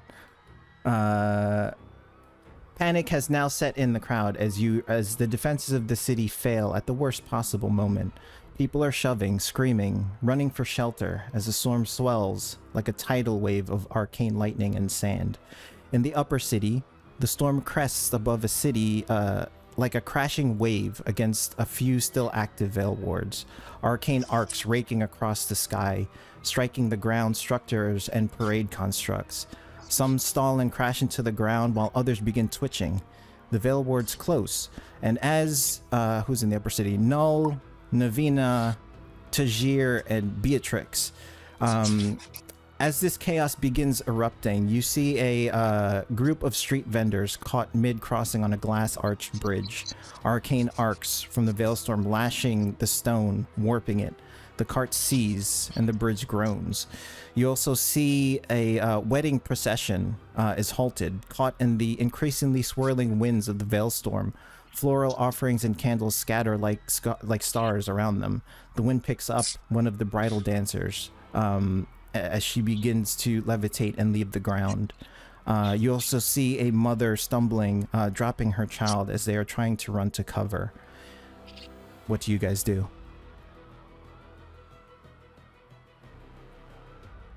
I'm running to the mother and the child. Okay. Beatrix and Tajir, what are you guys doing? Oh,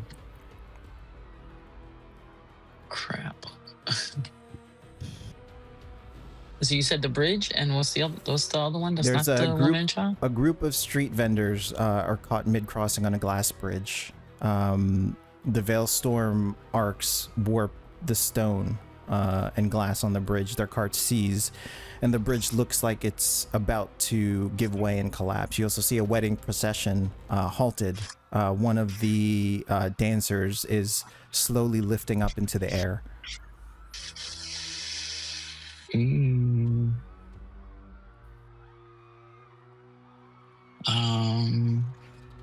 Go help the people at the bridge. Okay. Beatrix will attempt to help the woman that's being lifted up Okay. into the air. And Null, from your vantage point, you see all of this happening. What does Null do in this moment? You see the waitress, or the person that was serving. She has dropped her tray of dates and citrus slices, and she is cowering near the sort of stone fence on this balcony that you are stood atop. I go to her and put my hand on her shoulder and tell her, Miss, please stay here and be safe. It's not safe to head towards the city right now. And then I run towards where all this stuff is popping off. Okay. In the lower city, the bells begin to ring, an analog warning, not dependent on the arcane. To the citizens, and a call to the Vezarin. The Golden Storm wraps around the few active Veil towers, finding gaps where other Veil wards have become inert, engulfing everything in its path. The light around the stage, as well as the concert grounds, begins to flicker and lose their color and luminosity. Arcs of arcane energy strike at the ground and structures around you. The Veil ward is close, and as you look around, the three of you, Bodhi, Nia, and Helix, you see just off to the side a small alley begins to vibrate. The Veilstorm's wind tunnels down it. A group of workers try to flee, but the signage above begins to fracture and fall in huge spinning arcs. You also see off to another side a cluster of children and citizens huddled around an open plaza near the stream of water as the Veilstorm descends. You see one of the children moving towards the water, leaning over. You're in it. You're in the heart of it all. You can feel the magic crawling across your skin. What do you do? Nia first looks to Helix and just goes, What is this? What's happening? As you look to Helix, he is staring off into space, staring forward with a very, very keen intent His left arm, his forearm has lit up into a mixture of dark purples and reds. And you see him reach behind into his pack and pull out a short staff that, as he breathes out, it just immediately extends into a massive pike. Shit. And he scans the area. You said there was there was children and a falling building. Yeah, there's a group of citizens huddled around an open plaza near a stream of water. You see one of the children in that crowd moving towards the water, sort of leaning over, trying to see what's happening. You also see a small alleyway as the buildings around it begin to vibrate. A group of workers is trying to flee, but the signage above begins to fracture and fall. He just says, secure the children over there as quickly as you can. I will take care of them. Lyra, get to safety. Please get to safety. And then he just immediately runs to the falling debris. Before you run, she just looks up at you. No, I can help. Then help, and then come with me. She nods and she hurries with you. You two begin heading into the alleyway section. Yes, where you said there's literal falling debris. So he's going to try and pull people away from that. Okay. All right, so you two begin heading into this alleyway. Nia, what are you doing?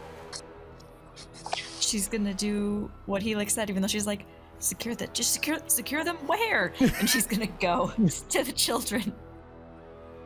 I would like you to make a perception check, Nia, as you're running towards the children.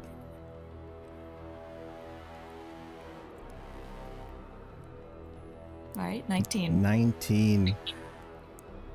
As you're running towards the children, you take a glance at the Veilward Tower that you've been keeping an eye on this entire night. You can see that the pylons are pulsing, almost overloading. You see the Saritel engineer lying unconscious a few feet from the access panel that you saw him working on, badly burned. You see the two shield mages standing guard are shouting over the storm at each other, trying to weave containment sigils that are sort of unraveling faster than they can form. We cut back to the upper city. The people... what is Navina doing? You're running towards the mother and child, right? She's trying to basically, I won't, not gathering them in her arms, but basically trying to get the child back to her mother and then trying to have them stay low and finding cover for them to go to. Okay, so you go ahead and make a athletics or acrobatics check, your choice, to see if you can get to them on time. Oh, come on. Oh boy.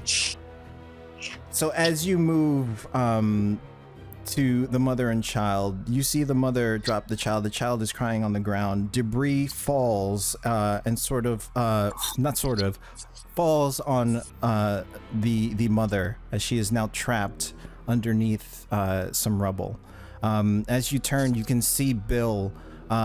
He takes Rumana and Robbie and shoves them into the forge. He sort of looks at you with sort of regret in his eyes. Not regret, but fear. And he shuts the door.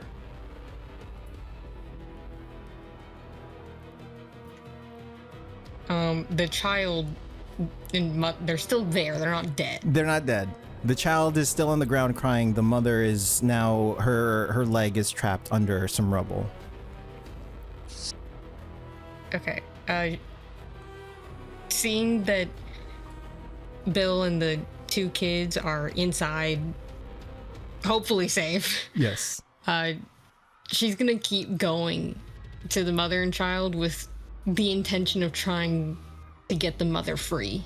Okay, so you eventually reach the mother and child a little bit too late, as the mother is now trapped under rubble. The child is crying. What do you do as you reach the mother and child?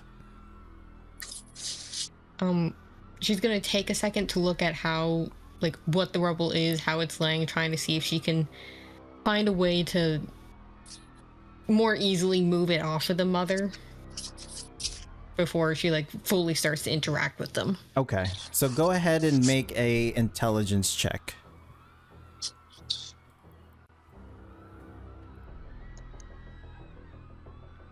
Ooh-hoo-hoo. Natural I fucking couldn't have done 20. that earlier. Go ahead and mark. Go ahead and you gain a spark for that. So you take a look at the rubble that is trapping this woman. You can see that it's not heavy rubble. You can easily sort of lift it with help. Okay. There's lots of people nearby. Yes. Naveena's gonna try to yell out, "I need someone to help me move this," as she starts trying to move it on her own, trying to, like, grab attention from anyone nearby. So as you're initially trying to lift this rubble, go ahead and make a strength check with disadvantage since you are by yourself. And as you are screaming for help, Tajir and Beatrix, you hear someone calling for help. Oh. Oh boy. Tajir, Oh, you boy. hear Navina. You hear Navina's voice calling for help. But what about the people on the bridge? You were on your way there, but you heard Navina first. It's your choice to keep going to the bridge or help Navina. Crap. Yo. Do what you want to do. Yes, do what you want to do. It's up to you. Hold on. If it's any help, Bobby, Beatrix is gonna still go help the woman because she's literally coming off the ground. Oh, I don't know if that helps your decision or hurts your decision. Y'all can talk to each other if you'd like. This is happening in split seconds, so you have. What's happening with the people on the bridge? Like, what's the danger level? Like, can I assess the danger level for both things? It's a glass Like, if I- bridge and everything is breaking. Everything What do you is think collapsing. gonna happen? So it's your choice. You can go and help Navina. If you go and help Navina, the glass bridge will collapse and the people will fall. Okay, that. But if you go to the glass bridge and not help Navina, Navina is rolling pretty low right now without any help. Jesus. Yo. This is too hard. Give me a second. In the moment, make a choice. Something will Okay, happen. so the rock. She can't move it unless someone helps her, right? Is that what you're saying? Yes. Okay. Can Damn. And then everyone dies. No, I'm just kidding. Nah, I was thinking that I could like help somehow from afar, but it's not looking Because good. Beatrix, you said you were going to help Navina, or you were still heading towards the bridge? No, wasn't there a woman that was like floating up in the air? Yes. So you're gonna head towards her. Yeah. Okay. All right. So go ahead and make a dexterity check to see if you can get to her on time. Okay. And as you're doing that, Null, what is Null doing? You Wait, just you said dex save, right? yeah, dexterity check. Okay. Oh, check. Okay. Null, you just told this woman to stay where she is. Where is Null heading? after telling her this.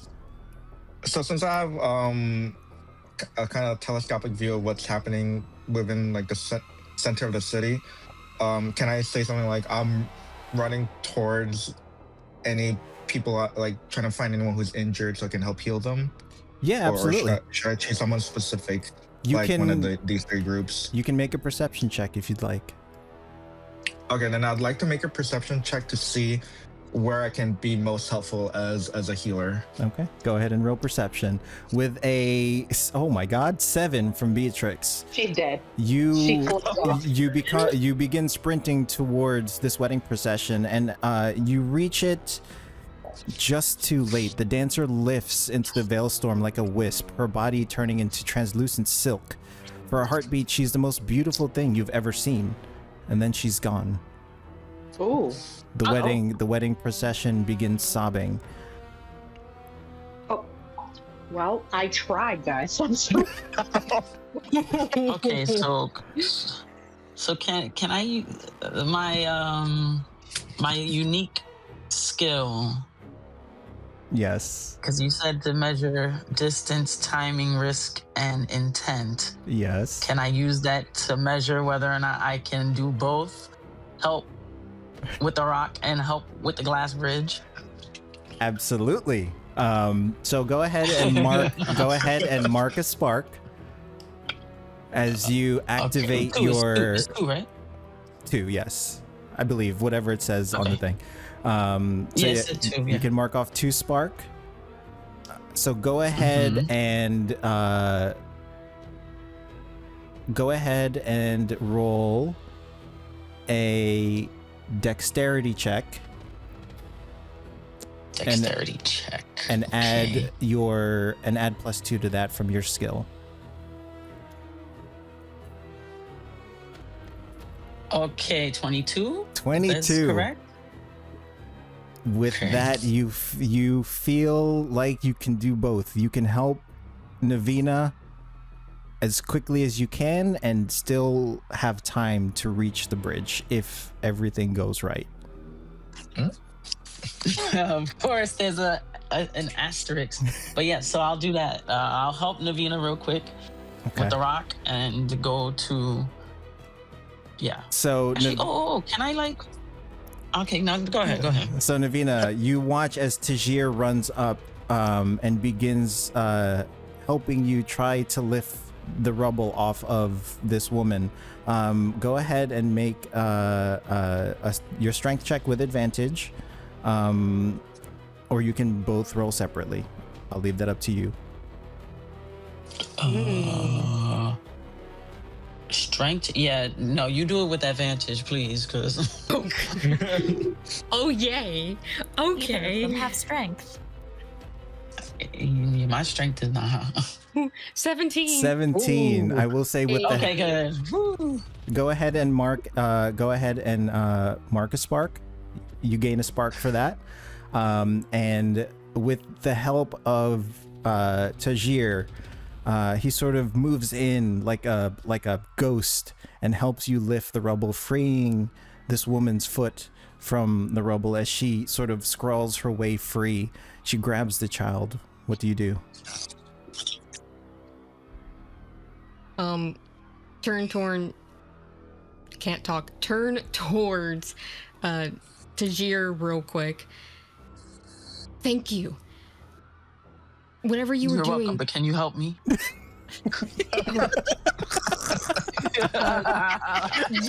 Yes, I can. Just give me a second to get this mother and children somewhere that isn't in the middle of the street. And I'll just tell her to get to the glass bridge as soon as she can to help with the people. Hell yeah. So, Navina, what are you doing in this moment with this woman and child? Is the woman able to stand, or does she need help No, walking? she's up. She's up. Yeah, Okay. she's up. She's limping a little bit, but she's up. Okay. I'm going to... How far away is my forge? 10, 15 feet away. It's very close. You guys were sitting on the stoop during the parade. Okay. I'm gonna direct her to go towards the forge. And just tell her to yell for Bill and that Navina sent her. Okay. They begin running towards the forge. The mother thanks you with a nod, and her and her child begin running towards the door. You can see that they're banging on the door. Bill sort of opens it slightly as they both skitter in, and he closes his door again. So both of you begin heading towards the glass bridge. What do you guys do as you get there? Taking a look at it, can I see if the bridge can handle any more body weight on it? You can make an insight check. No, you see with your perception check this bridge about to collapse, and you see Navina and Tajir running towards it. I got a 2. Oh God. Looks pretty. I It looks pretty good still. That's a trap. It's damaged, but it looks all right. No, sorry. What were you doing? I guess I run towards the bridge too, just in case the bridge does fall and people need healing. Okay. So the three of you are now at this bridge. Navina, you look at the bridge. It looks fairly damaged, but you can't tell if it can hold any more weight.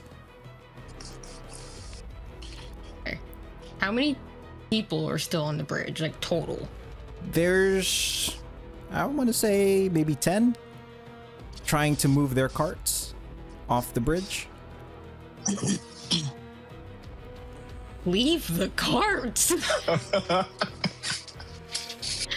Their whole life savings are on these carts. So what are the three of you doing? I'll let you guys decide. Talk in Discord chat as you decide what to do. As we cut back down to the lower city. Holy shit, where am I? Okay. So Lyra and Helix, you begin running towards the alley. What are you guys doing? To get to the alley faster, or what are you doing from the distance that you're at? You're about 30 feet. I mean, running really fast. Helix doesn't have a whole lot of options. Okay, so you continue running. The buildings apart, including the signage around it, begin to collapse as you reach sort of the opening of this alleyway. Lyra is standing right next to you. Okay. So as we're running in, fucking bells. Speaking the bells are ringing. Speaking of the bells, go ahead and roll a d20 for me. 1 to 10, the device fails. 11 to 20, the device holds. Mm-hmm.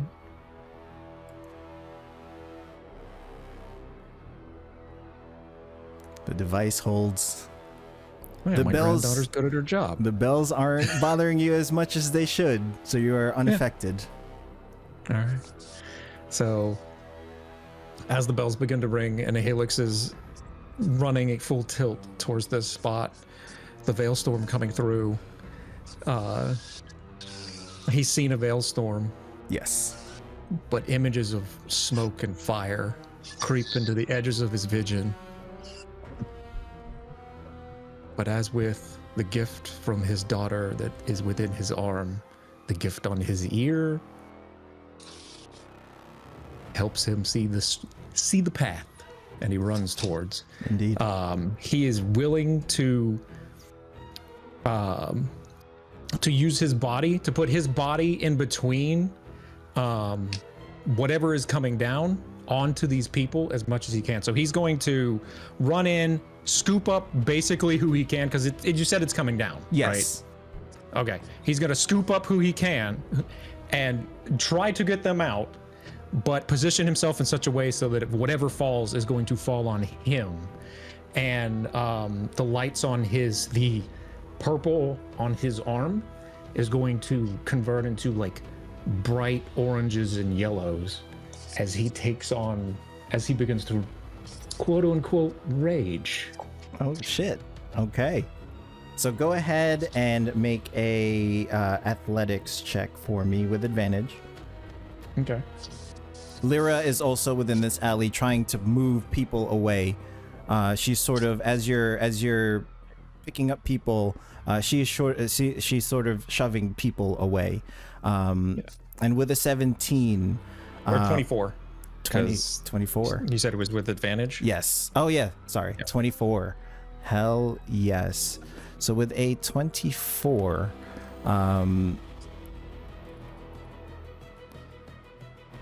you are able to shield the people from whatever is falling down. You take 11 points of damage halved. Okay. So 5. Yeah, 5. As the rubble clears, you see what remains of the people left in this alleyway look up at you, thankful. No injuries. Excellent. He'll take a quick scope around. You said everyone here's good now? Everyone here is good, yes. All right. Upon realizing that, he'll turn to Lyra. The work's just begun, and the only other option is the children at this point. Yes, and Nia is currently running towards them. Okay, so he will signal to Lyra that that's the next destination, and we need to go help. Okay, so Bodhi, what are you doing in this moment? So, where am I right now? You are as the Veilstorm descended on the city, you were still on stage. You saw that. Go ahead. I scan. I'm focused on trying to find my colleagues and like the fellow musicians, my coworkers, see where they are. You can see that within the chaos, you can see Ali sort of pushing the workers into the Snake's Head Tavern. You can see him also beckoning people who are running in this chaos. You can see him beckoning them in to the tavern for cover. So all of your coworkers have entered. It is just Ali standing outside. I run towards him. Mr. Oakley, Mr. Oakley. Bodhi, get inside. You. Don't worry about me. I gotta get these people to safety. Are they gonna be all right in there? We should hold.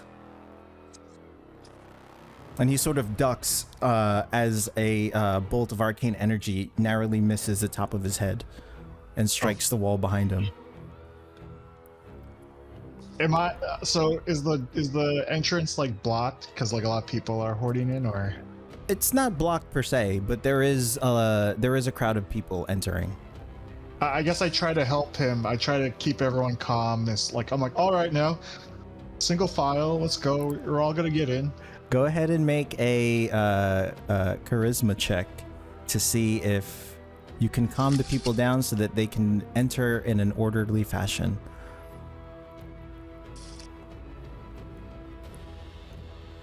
Yeah, Natural baby. fucking 20. Go ahead and Let's go. Go ahead and add a spark. You gain a spark for that. You see the people look towards you as how do you calm them down? With my smile, of course. No.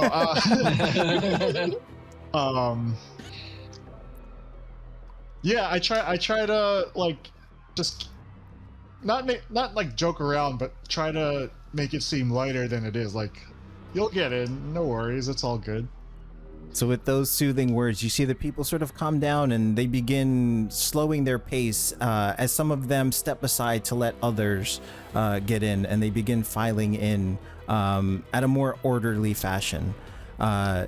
Nia, What are you doing? Oh, go ahead. Quick question. Yes. So, do I get another spark from my performance 20? You get, actually, that was a natural 20. You get 2 sparks. Oh, I wait, was about to ask. no, for- that was a dirty 20. Sorry. Dirty I 20? think. No, that was He's a, talking. Okay, so Bones is talking about the charisma check with his nat 20, which gives you 2 spark. yes. Oh, The charisma Okay. check you just did was a natural 20. right. That I did not have a natural 20 in my performances, right? No, you had a dirty 20. Okay, okay, got it. And I actually have a question regarding that because, just a point of order, understanding spark.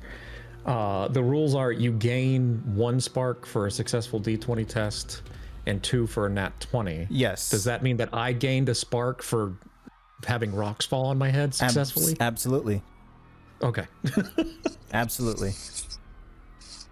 Good job, Elix. Yes. So if you succeed on a roll, just remind, because this is the new mechanic. So just ask if you gain a spark for that, and I'll confirm So- yes or no.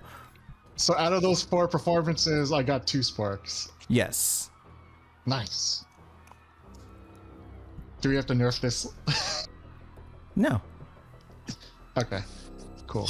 And I imagine things like insight, because we don't know whether or not we succeeded. We can never gain sparks on that unless you explicitly call it out. Right. Unless I explicitly call it out.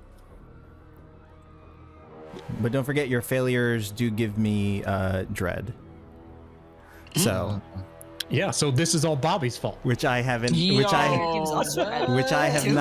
I have not used yet. Exactly. So, That is the word that scares me.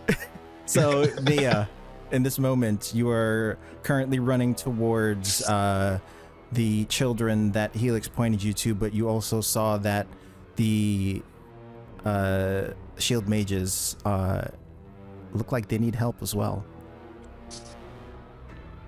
So what is exactly happening with the children? They are stood within a crowd of people, sort of frozen in panic as chaos erupts around them. One of the children looks to be leaning over, trying to see, just out of curiosity, what's going on with the water as this chaos is erupting around them. Are they near a building? They are currently in the center of what looks to be a plaza, so there are no buildings near them at the moment. Okay. Which is why they're frozen in place, because they don't Yep. know if they can get somewhere fast enough. And how far am I? 20 feet?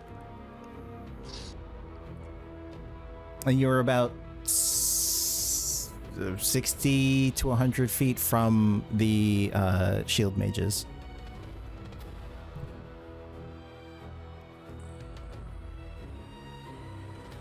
All right, so kids first. She's just gonna try and get to them and gather them. Okay. Stop that kid from looking at the water. All right. So go ahead and make your dexterity check to see if you can get there fast enough.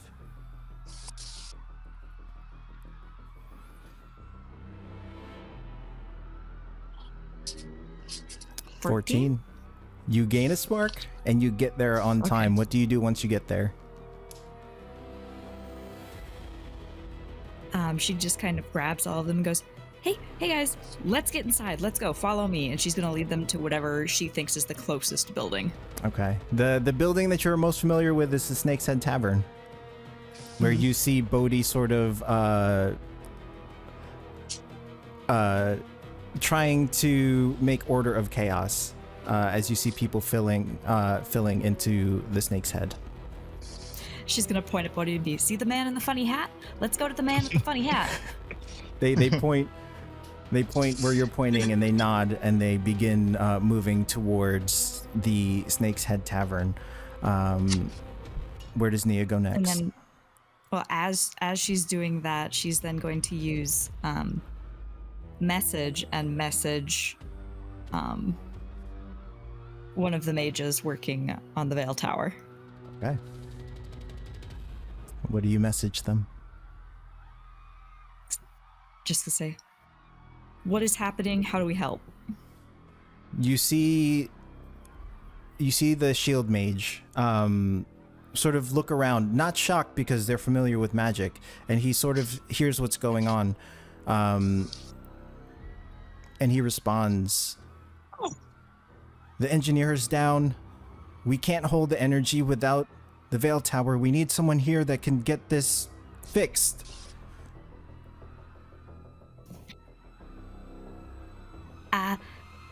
I know where Lyra is. Bring her, quickly. Okay, then she's gonna again cast message, hoping Lyra is still close. Helix and Lyra were running towards your position. Okay. So Lyra is fairly close. You can actually see them as they approach the plaza where the crowd of people were. Then she's just gonna run straight over to Lyra and go, Hey, the guys on the tower need your help specifically. You can see Lyra is heavy breathing. She takes in what you said and she looks towards the Veil Tower and then she looks towards Helix. Okay. And then she begins moving in that direction. We cut back to the upper city. What are y'all doing at this bridge? Give me a recap of what you guys discussed. I am tying a rope around my waist. Okay. And I am throwing or giving the other end to Tajir. Okay.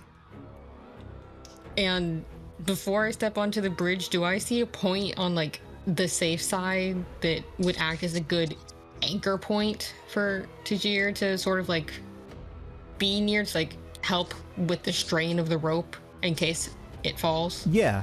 One of the edges of the bridge is firmly attached to the ground near you, which looks to be a good anchor point for Tajir to sort of anchor himself on. The center of the bridge looks more precarious. I'm gonna direct him over there. Okay. Where is Beatrix at the moment?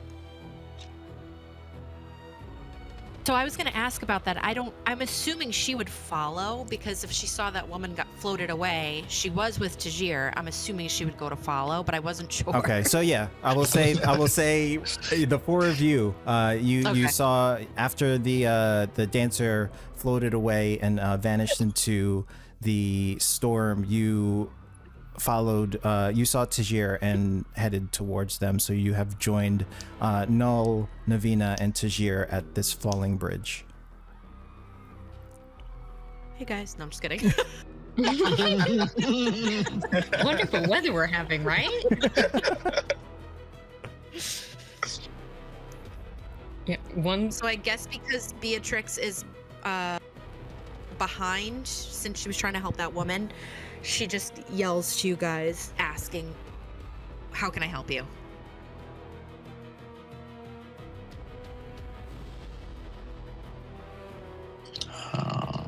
Do we have more rope?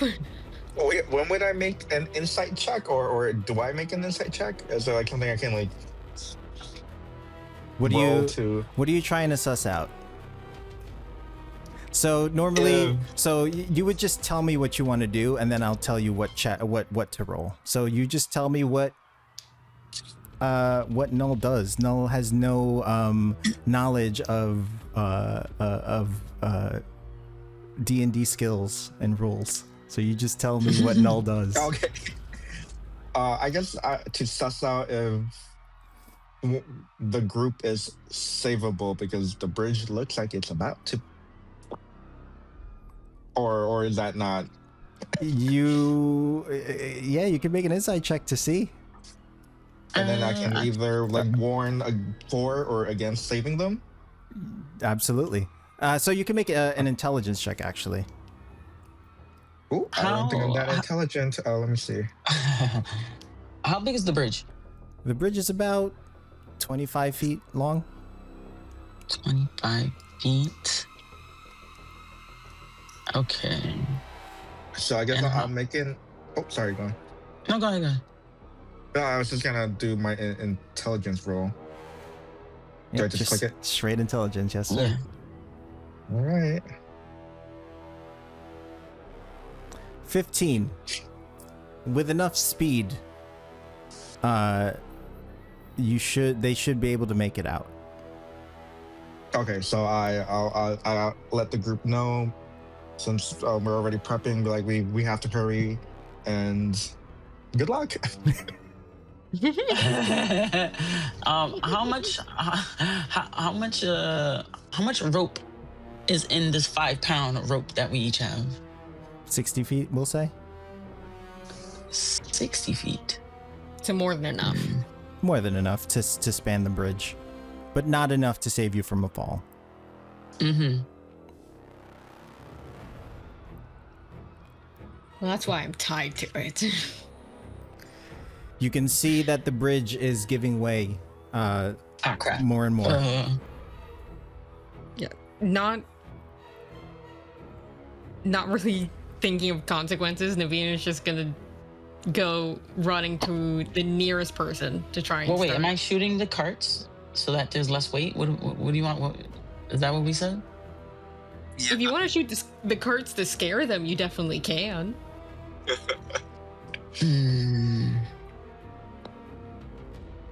I'll just back you up with the rope. I have one tool. It's a gun. I use gun. Yeah, like, let me trick shot something. I mean, you can. We'll see if it helps or not. You do what you think Tajir would do in this moment. Not only are they trying to move the carts, but they are also frozen in fear, so... And they're dead in the center of the bridge. For the most part, yes.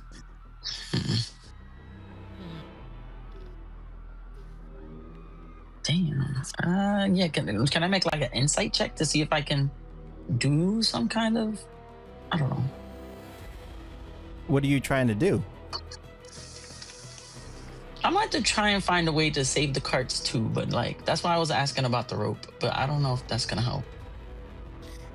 Wait, is Naveena using the rope? She's tying it to herself and throwing it towards those on the bridge? No, I'm giving it to the other end to Tajir, who's on the safe side, so that if it falls, he can keep me from falling to my death. And where are you? You're going into the group to try and lure people out? Oh yeah, I'm running into the bridge. Without help, you can see that out of the 10, she could probably get 3 to 5 people off the bridge before it collapses, Beatrix. They're gonna need more help than just Naveena going on the bridge, so what is the rest of the 3 of you doing? Beatrix would also run onto the bridge. Okay. Well, too much weight is gonna make it collapse quicker. But she's a cat. She got claws. I mean, sure. You know what they fall? She's gonna land on her feet. Yeah. Regardless of the amount of force of impact. We'll be fine. We'll be fine. Exactly. I've got a plan. I promise. They fall like 900 feet, still somehow land on their paws, and then just walk off. So yeah, you can see the bridge. Run on without any rope. She's just like bah. Okay, so both of you are running on. Yeah. All right, so both of you go ahead and roll athletics or acrobatics, your choice.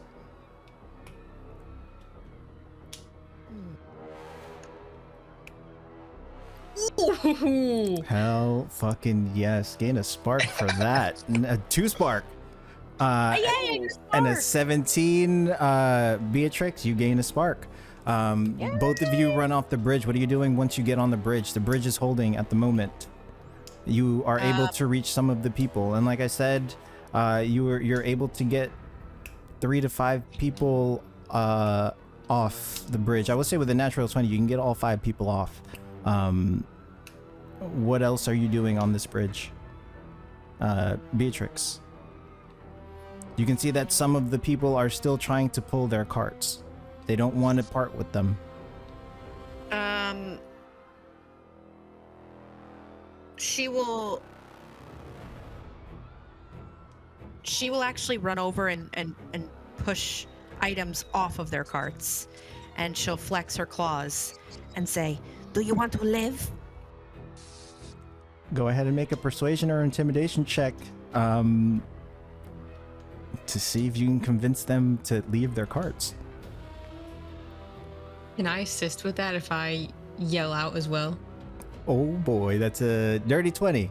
You can see. Never mind, no assistance necessary. You can see as you your claws come out and you yell this. You can see that the people begin moving away from their carts reluctantly, as their whole lives are on there, and they begin running off of the bridge. The bridge is now clear of people, but it is quickly collapsing. You both make your way back towards the other end of the bridge as you clear out the people. You watch as the bridge eventually collapses, the carts along with it. So everyone survived. Everyone survived because of your rolls. Yay! Yeah, baby. I'm gonna untie myself now. Beatrix is going to kind of move away from the group that she was just helping, and she'll go over to the merchants, and she bows her head like in a silent apology, and she will swiftly pass them some gold. Oh, how much gold are you? How much gold are you passing them? I don't remember what's the platinum is how many gold again? Platinum? You don't have platinum. Platinum. Platinum is worth 10 gold pieces. I can't ever remember. Platinum, 10 is so. Yeah, 1 platinum is 10 gold. Yeah, right? Yes, Yes. it's 10 gold. Yeah. So You have gold. I don't know if you have platinum. Stop I looking have at to the look. iron sheet. You do not have platinum. she will give, and there's 5 vendors. 5 vendors on this side that Navina was able to get. The other 5 are on the other side of the collapsed bridge now. She's going to give each of them 5 gold. Oh So my it's 25 goodness! gold altogether, right? Yeah, Okay. that's a lot of gold. That's like all your money, isn't it? That's It is a lot of gold. That's a lot of money.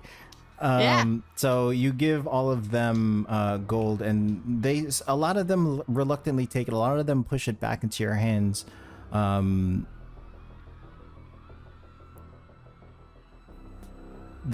of them don't want it. So, She will attempt, but she won't force it. And how many people are refusing it out of the 5? we'll say about 3. Okay.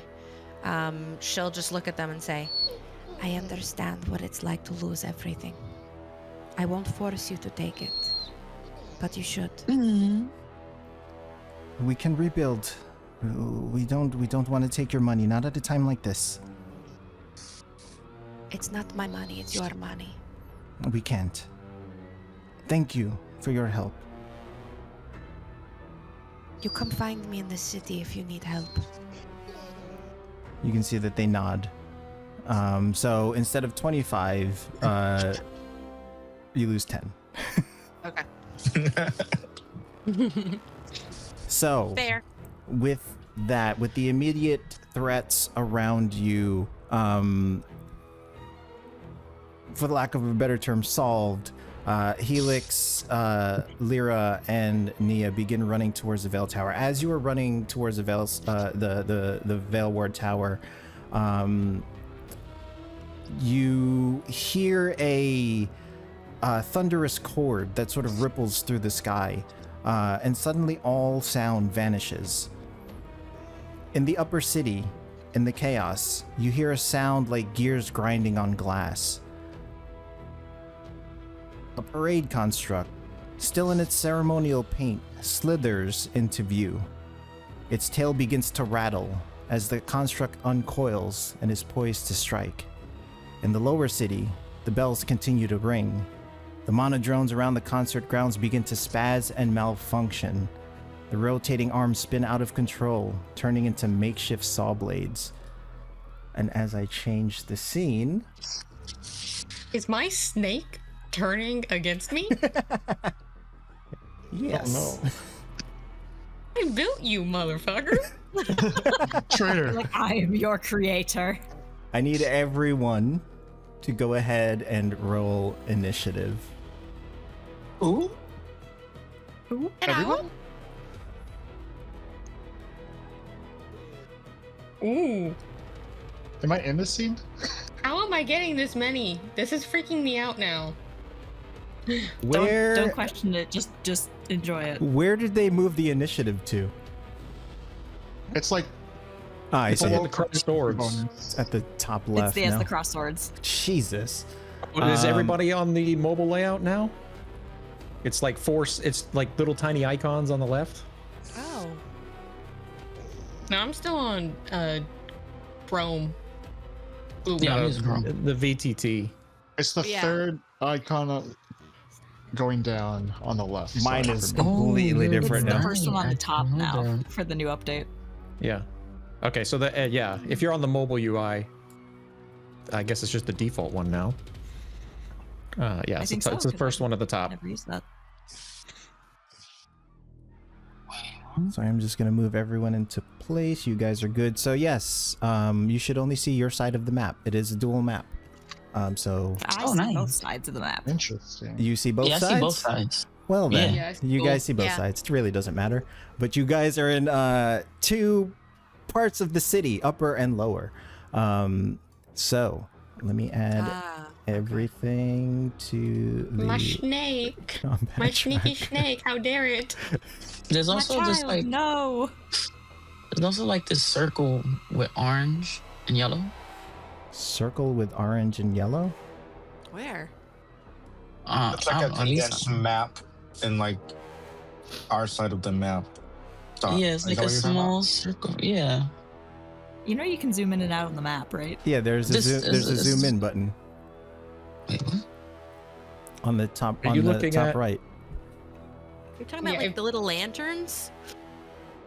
I don't know Like- what this Oh, is. It's so like that's a, a snake. You're talking That's a about the snake. gold-looking circle oh, it's a on the right snake. map? I see it. Oh, it's a snake. Yeah. Okay, I see it. I see it. I'm like, what is that? I drew it. I had to zoom in. I'm like, what is that? It's not like a map. Yeah. So yeah, this is what you guys I see see it now. in the Okay.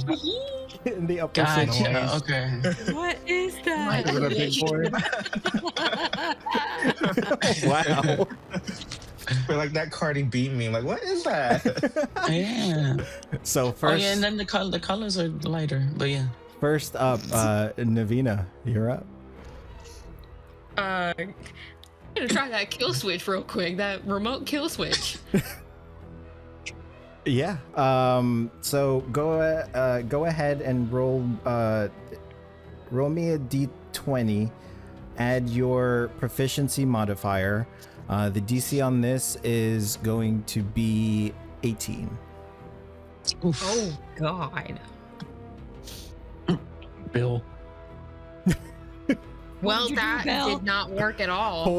Holy Damn, shit! Daniel. Why you giving him 2 dread? Why you giving him 2 dread? That one is crazy. I shouldn't have said that shit earlier. you push the button. She just said that 2 seconds ago. I don't like these nets. So out of the 14 dread that I can have, I have 11.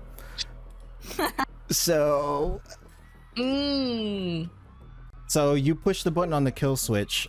Nothing seems to happen. The snake begins to uncoil and it towers just above the forge in the middle of the street. Poised to strike. What is Navina doing? I will say that was your free action. Okay.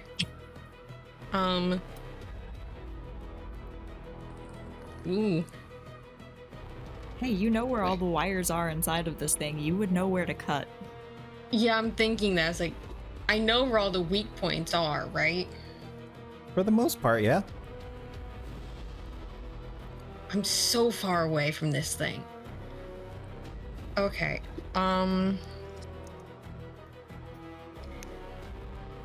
So everyone, begin looking at your character sheets and plan out what you're doing. Mm-hmm.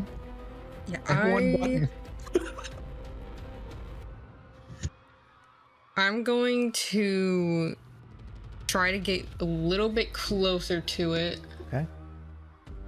So, I'm still on ruler. Shit. Why'd they change stuff? Yeah, how far? Whoa. Yeah, this was actually an optional UI you could switch to for the last couple of months. They've been beta testing it.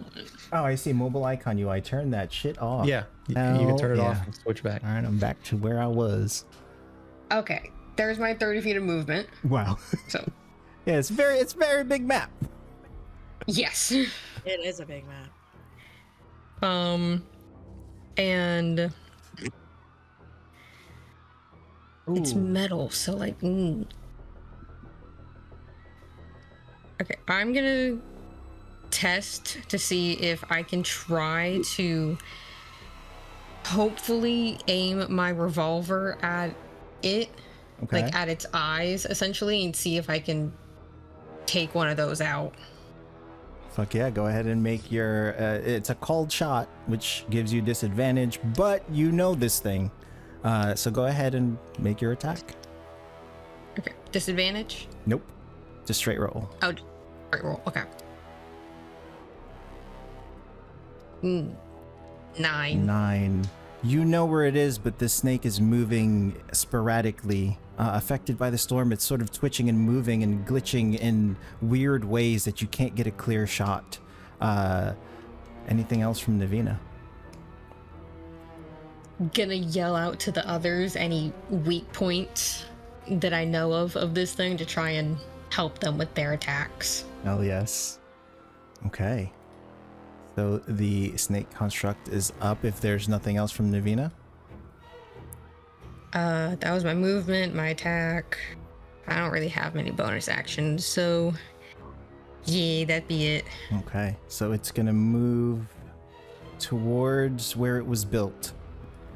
And it is going to uncoil just a little bit further, and you see its mouth open. I need Navina to go ahead and make a dexterity saving throw.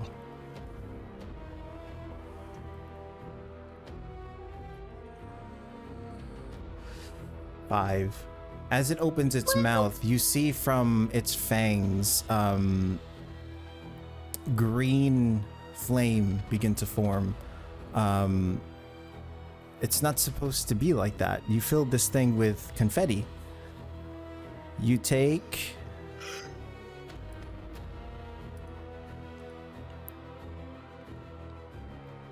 4 points of fire damage. Okay. Helix, you're up. Okay, quick question. Yes. I don't see her on the combat tracker. Is Lyra on my turn, or did she just not? Did you just I figure out? didn't put her in. Okay. There she is. All right. All right. He'll just turn to her real quick and say, "Stay close, Glowheart. This is gonna get rough." She nods. And then he's going to rush towards this guy. But not get in his face, because he's got a motherfucking pike. Hell yeah. And then he's gonna swing. 11. 11.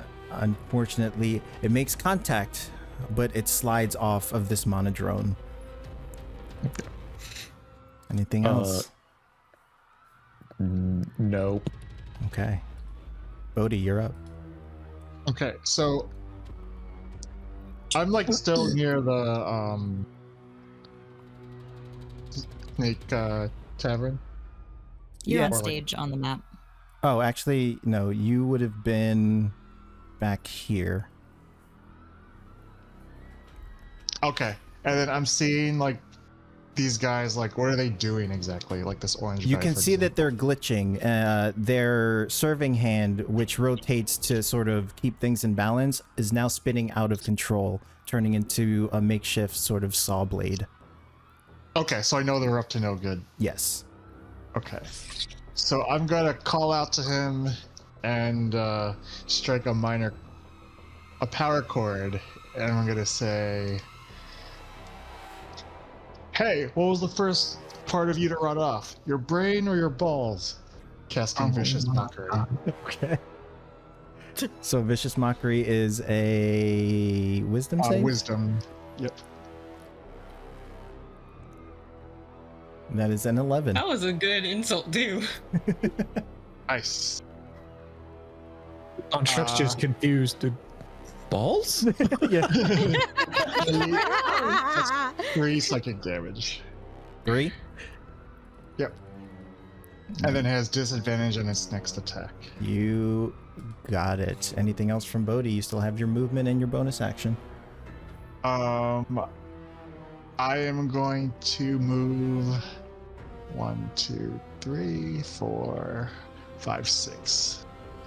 And then that's it. Okay. This one is up, and after hearing this insult, as a monodrone would, looks insulted. 5, 10, 15, and it gets right up in your face, Bodhi. And it is going to make an attack. That is a 16 to hit.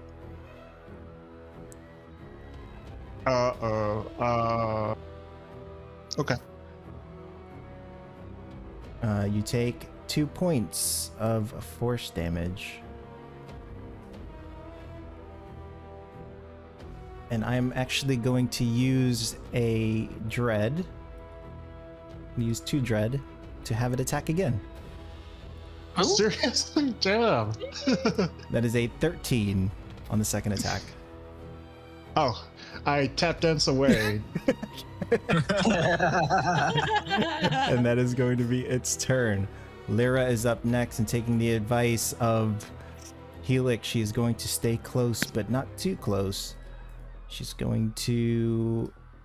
you can see from her wrist, her Solaris crystal begin to glow as a whip made of light whips out, and she is going to lash it towards this monodrone.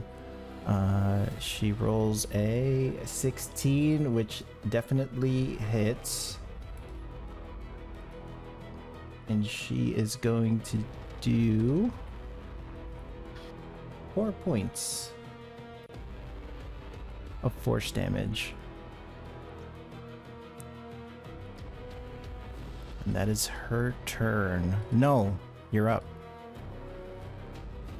I see I have a spell called Bless. Is that something you can use on Tajir and Beatrix? Yes. You And have to, like, 3 power them targets. to go. Okay. Would Navina be within range? What's the range on Bless? Just 30 feet. 30 feet. If you move, you should be able to get all 3. Okay. How much is a per block? 5 each feet. block? 5 feet. It's 5 feet 5? per square. Yep. So you should have 30 feet of movement. So you can move six squares. No diagonal movements, right? Or Yeah. yes, Diagonal movement's fine. So if I move like 4 diagonal to like my right towards Navina, then I can cast a spell with that. Yeah. Does that make sense? You can move your Yes. token if you'd like. You can use your keyboard also if you want more precise movements. Okay, and then I can cast Bless. Yes, everyone should be in range. So you cast Bless. That should give them a 1d4 to Yay. their rolls. Thank you. And then I wish everybody good luck. I'm out, y'all. Beatrix.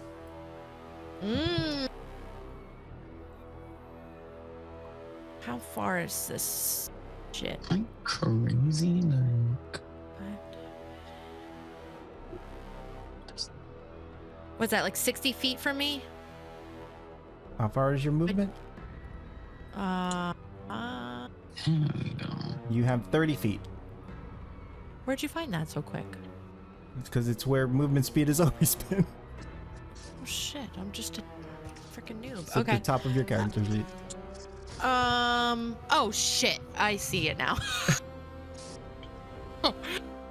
Oh man. Okay. So you have your yes. daggers and you also have a short bow, if I'm not mistaken. Yeah, so that's why I was asking. Is he within 80 feet? Absolutely. Yeah, so she's gonna attempt a short bow. I don't know. This is gonna go. Wow. Okay. 5. The arrow goes astray and strikes the side of the Emberheart Forge. Shit! I forgot we're only level 1. I was like, that's fine. Oh wait, I'm not Siren. Okay. Here. Okay. So. Anything else? You still have your movement. I do have my movement. However, I'll move over like a touch just in case Navina needs help. I'll just a little bit closer, and that's it. Okay. I'm going to use 2 Dread. Oh my god. To move the snake construct to go right after you.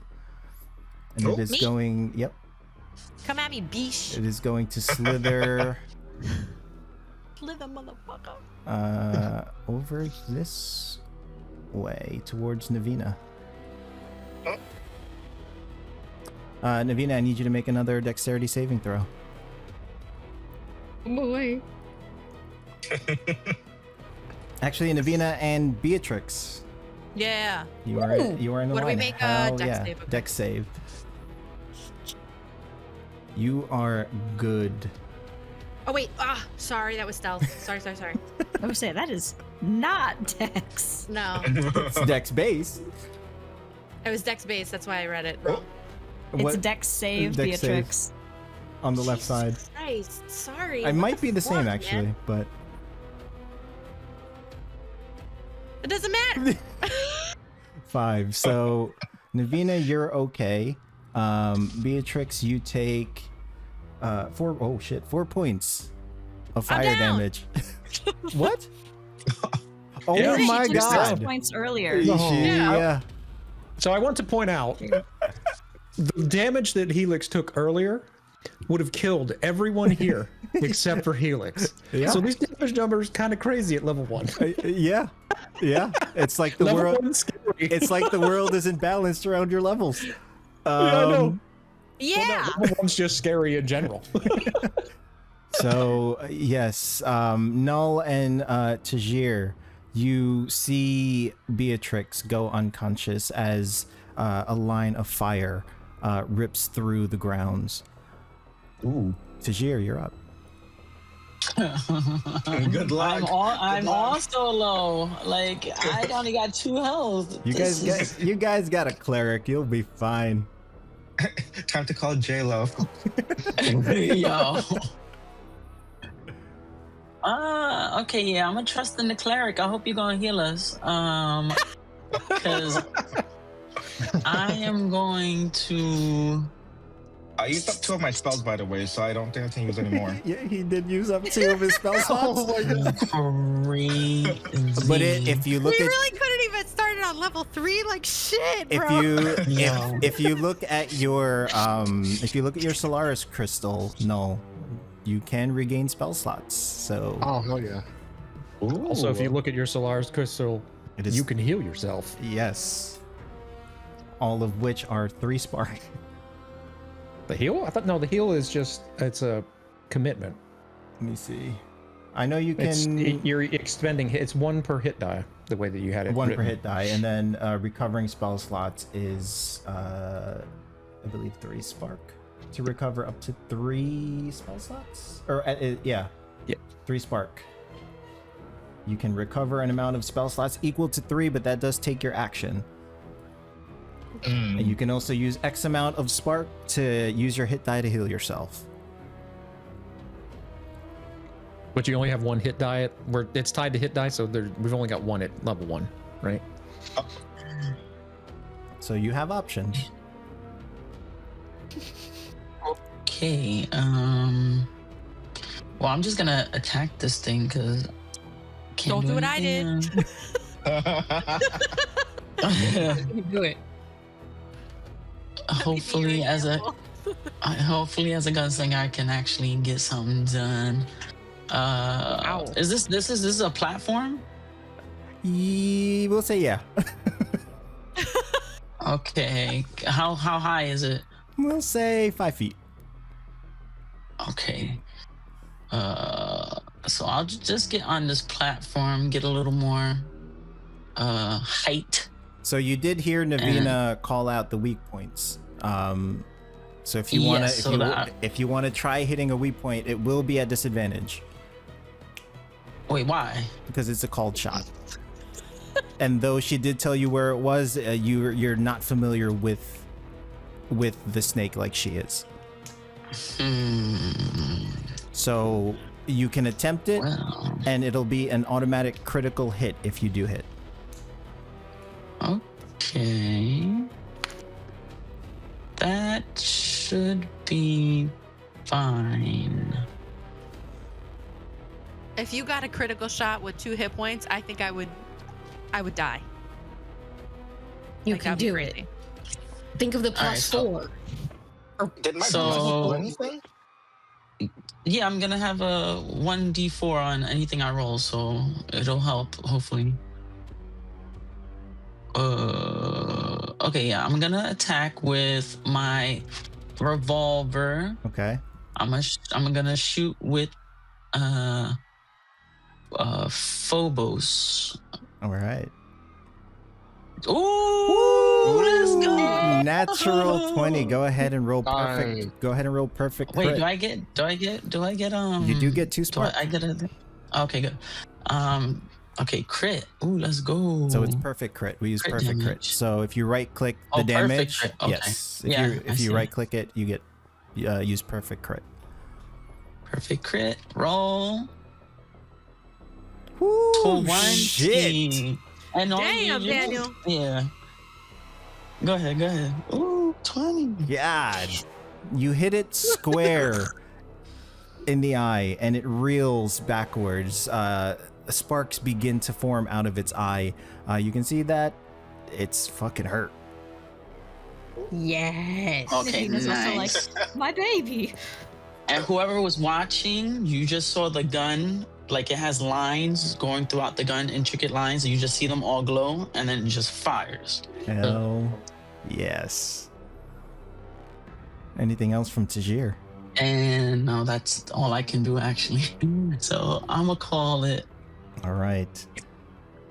This Oh wait, actually, a quick question. Yes. Sorry, my revolver has the slow on it. Does that apply no matter what? Or I have to- Absolutely. Okay, yeah. So I want to apply that to it. So So, it's it's- reduced. The speed is reduced by 10 until the start of my next turn. Noted. Okay. And if the creature is hit more than once with weapons. Oh, okay, never mind. Okay, yeah. So yeah, just 10 feet. All right, you got it. So this monodrone is up and it is going to move towards you, Null, Helix. And it is going to swing. Does a 17 hit? As it swings, the crystal on Helix's chest begins to glow. Ooh. A protective force from long ago that's always been with him. Will cast shield. Fuck. Yes. So that causes it to miss, I'm assuming. Yep. I'm gonna use 2 dread. I'm just gonna use my shit up. I don't give a fuck. He And- knows he can. We're gonna give him more. He's going to attack again. Okay. For 17. Still misses. Still misses. All right. Well, that is going to be its turn. This monodrone is up and it's going to begin wheeling itself towards you. Are you in range? Let me see. You are just out of range, Nia. So that is going to be its turn. Nia, you're up. Ha! Good. Let's stay that way. Well, ha! Me with my 7 hit points, we're gonna stay that way. All right, she's going to see Bodhi's taken on one of these on its own, and so she is going to cast Frostbite on the one in front of Bodhi. Hell yeah, go for it. And what does your frostbite look like? Well, it has to make a Constitution saving throw, DC 13. And she holds out her hands and focuses and squints, and there's a light that runs down from her shoulders to her fingertips, going from green to blue as it shoots out a blast of cold. That is a 16 on the con save. They succeed, so they're going to take the damage, and that's it. 3 damage. 3 is exactly what you needed. How do you want to do this? Nice. Ice is just going to bolt up through it, securing it to the ground as bolts and nuts and gears shoot out of it where the ice takes the place. Hell yes. Bodhi, you are tap dancing and ice begins to form beneath your feet.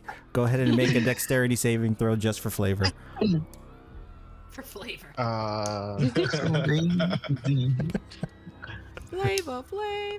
The DC is her spell save. What's your spell save? Mia? 13. 13. You slip. You fall. You slip. You fall. No damage.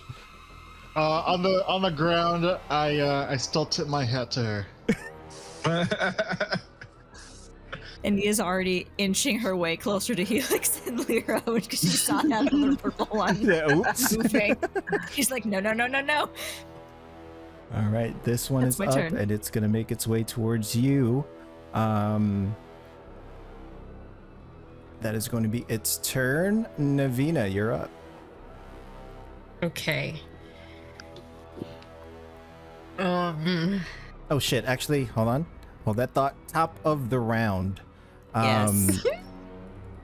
This building here begins to quake as parts of the roof begin falling off.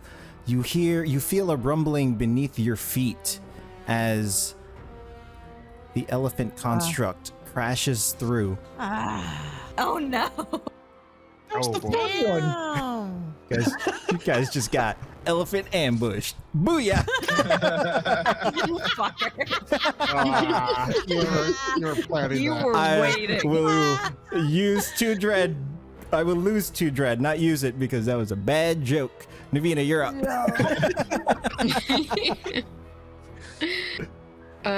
Gosh. Can I do a cantrip and a first level spell, or just one? If your first level spell is a bonus action, then you can use a cantrip. It is not. Yeah, so you can do one or Remember the other. Ballsack. Remember Ballsack. Okay.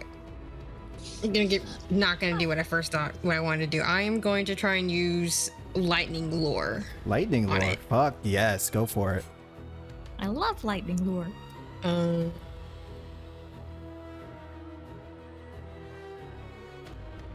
I think they have to make a save. I assume it is a strength. Yes, a strength saving throw, and it needs to be a 13.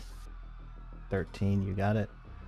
I was looking at it, I was like, where's my button to attack? That is going to be a 4. But I am going to use. so fail. I'm going to use 1 dread to reroll. Wait. Natural 20.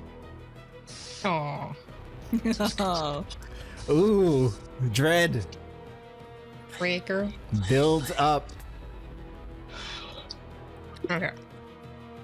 Yeah, so you guys see as she basically her pouch on the side of her hip starts to glow purple, and a sort of web of purple lights start to envelop and then essentially crest their way down to her hand as she creates a whip of lightning to try and lash at the snake, and it just does nothing.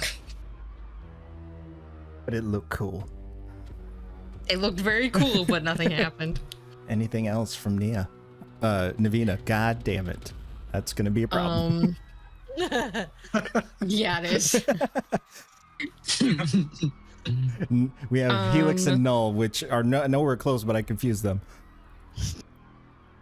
Yeah.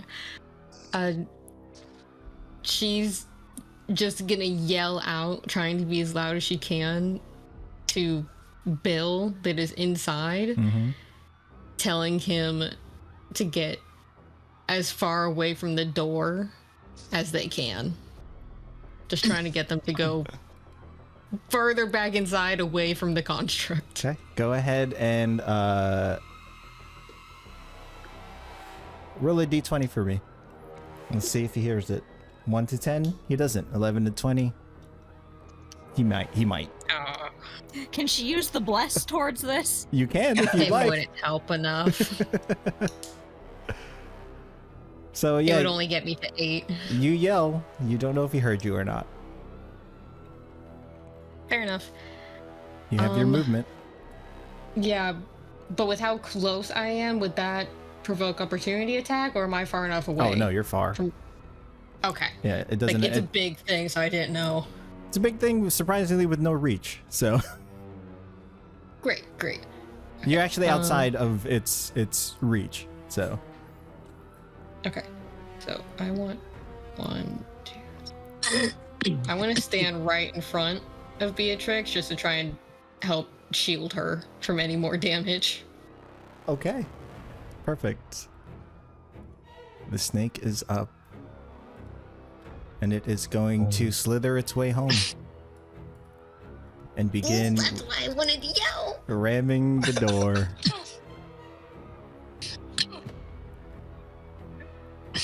It strikes the door for 8 damage. The door begins to splinter. It's holding. Helix. All right. Helix is gonna move in between this thing and Lyra, and then attack. Go for it. 22. Yes. Noise. 22 hits. All right. For 10 points of damage. How Hell does yeah. how do you want to do this? Helix just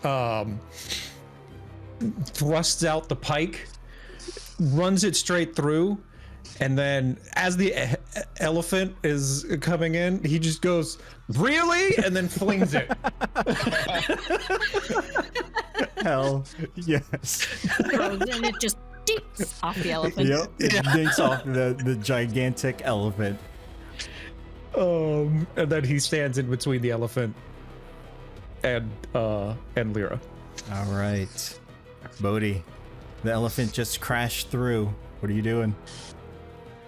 What are we gonna do about the elephant in the room? Play a Oh, I am so Pop tempted to melon. take a spark from you. No. You can. I play a soft I will stand by. medley on my lute and Alright. whisper towards it, casting dissonant whispers. Hell yeah. Thought you were gonna do careless whispers. I mean, you can flavor it that way if To you the like. tune of careless whispers. Hell yeah. Makes a wisdom save. Must beat a Wisdom 13. save. This thing is It's a not very construct. How wise. does that work? That is a 4.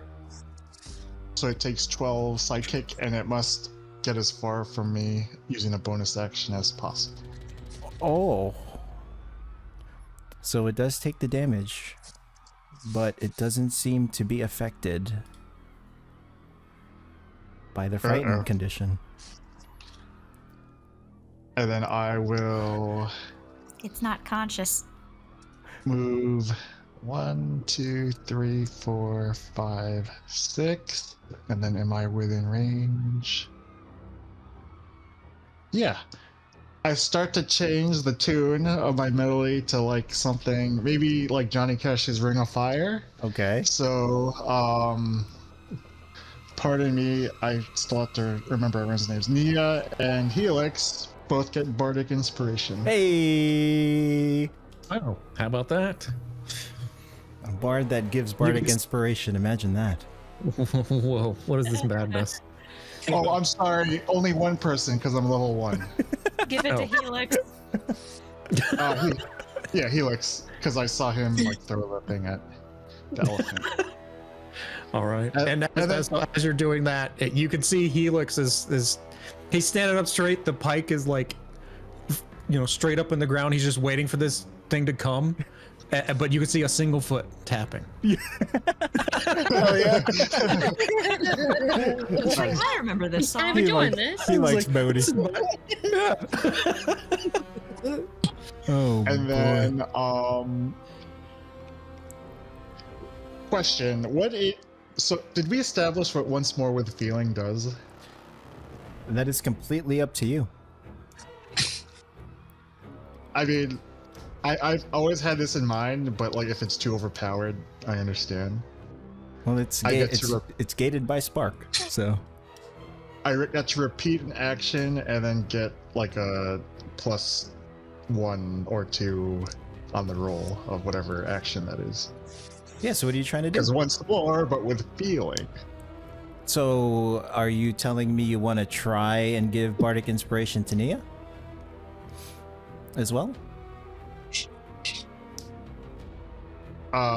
Well, I was originally thinking I could try and attack again, but that's cool too.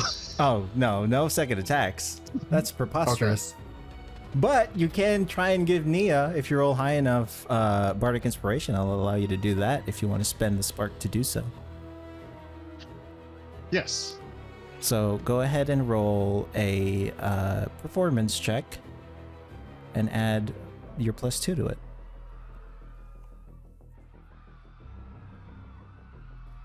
24. So Nia does get Bardic Inspiration, so go ahead and mark off your spark. Sweet. Anything? So that costs 2. Anything else from Bodhi? That was everything. All right. Lyra is up next.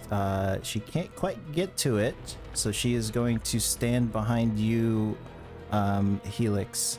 Her lash is out and ready to go.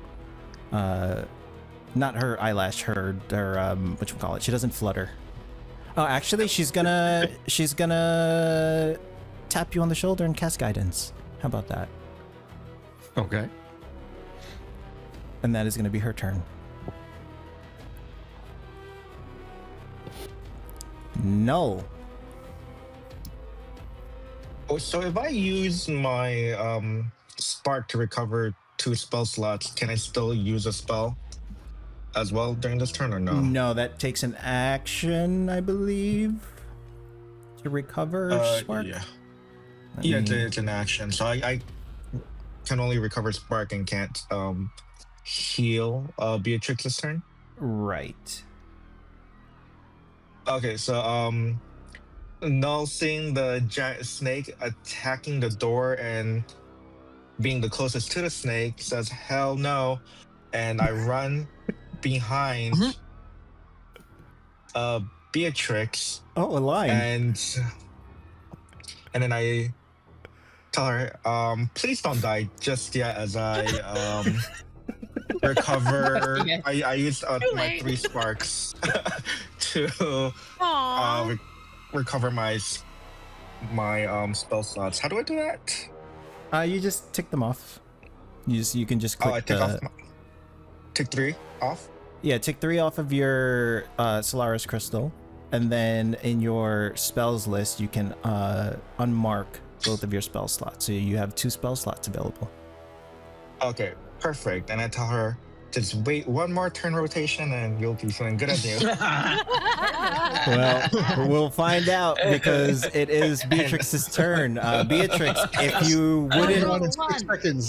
you wouldn't mind, roll a d20, but make sure the option to roll it to DM only is on. Yeah.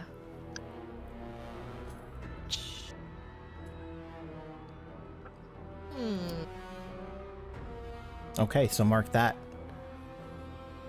Okay. Tajir, you're up. Yes. Oh, I did ask you a question separately, but I'm guessing the answer is no. What is the question? Because I have two weapon fighting. How does that work? 2 weapon fighting? I believe you can make. Let me just look that up real fast. So I It don't requires get it light wrong. weapons. Light weapons. Okay. Yeah, I see. I saw that, but I'm like, does that mean if it's a one-handed item or it just has to say it? It has to have the light. explicitly say. Yeah, it has to have the light property. Okay, Do your got you, revolvers got you. have the light property? Simple. I don't see it here, but I see it on the dagger, so I'm assuming no. So, okay. Right. Let me think. This thing is the only thing that's near us, right? That we got to deal with. For the moment. And he's hurting bad from what I did, right? Indeed. Okay, good. I am going to fire again, but with the other gun. Go for it. Deimos. Crap. 13 bounces off the metal plating. Wait. Wait, Do what's the bless? I not still have bless? You Yeah. do. Go ahead. Okay, let me roll. You only need a 1. Nice. Hell yes. Yay! So it impacts. Shoot him in another weak point that she told me, maybe? Well, that would be a disadvantage. Oh, never mind. Just shoot him in the other eye. So go ahead and roll damage. Oh, oops. I forgot that. 9. 9, not bad. Anything else from Tajir as you fire off? Actually, I'm a fool. I could have did something, I think. Well, I can't do it anymore. But that's it for now. All right. This monodrone is down. This monodrone is still up. It is going to continue moving towards Nia. And are you in range? You are. The arm detaches and begins spinning towards you, Nia. And it is going to make an attack. No. That is a 9. That misses. Misses. I'm going to use 2 more dread to make it attack again. Whoa. I told you it's an unending fountain of dread for you with us. Natural 1. Yay! God damn it. Wasting my dread. Nia, you're up. That's Did my we goal. get Get you to waste all your stuff because dread. you rolled a 1? What was that? Did we get stuff because you rolled a 1? Unfortunately, no. Not quite how Thought that I'd works. ask. Good thought, though. All right, and since this thing keeps crawling closer, we're gonna do frostbite at that one. All right, go for it. That is a con save for me? Yep, DC 13. That is a 6. Excellent. It's gonna take a point of damage. Okay. And it has disadvantage on the next weapon attack roll before the end of its next turn. Perfect. Anything else from Nia? Yeah, she's gonna keep running. Okay. As wizards do. All right, this monodrone is up next, and it is going to wheel its way towards the group of people. You are within range, and it is going to attack Nia. 16 to hit. That hits. You take 3 points Okay. of force damage. Flailing limbs.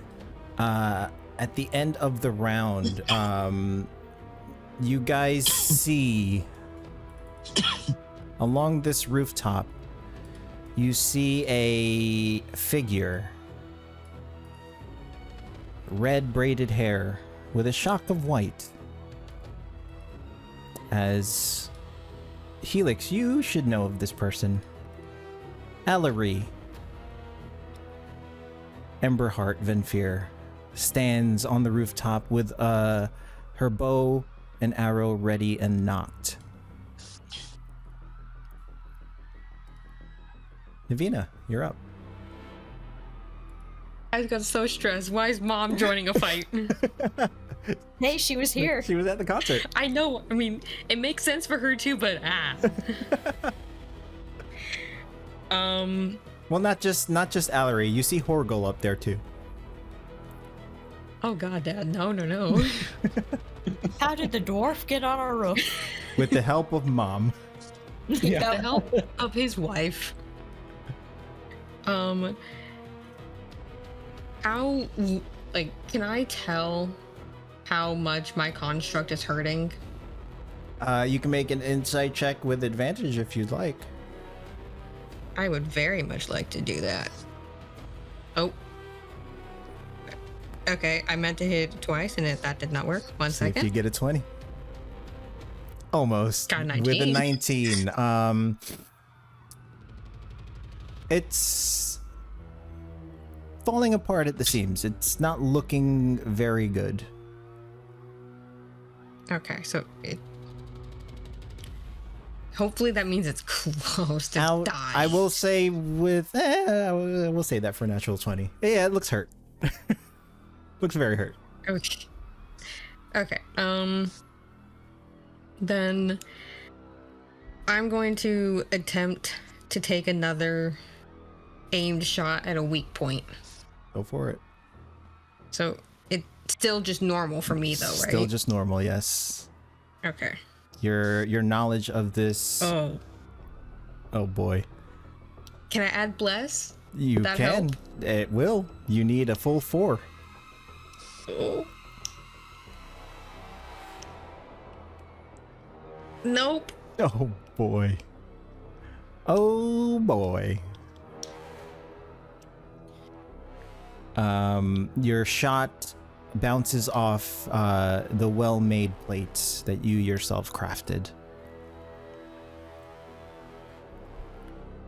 Damn. Anything else from Navina?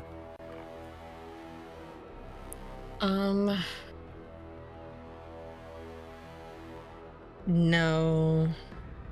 Can't do much else. I don't really want to move yet. Right. Allery is up and she knocks an arrow and fires it towards the large elephant construct. That is an 18 to hit. And she does 6 points of damage. And she fires again. That is going to be a 21 to hit. For 9 points of damage. Allery fires off, and you can see 2 arrows embed itself into the side of this elephant. The snake construct is up, and it is going to continue attacking the door.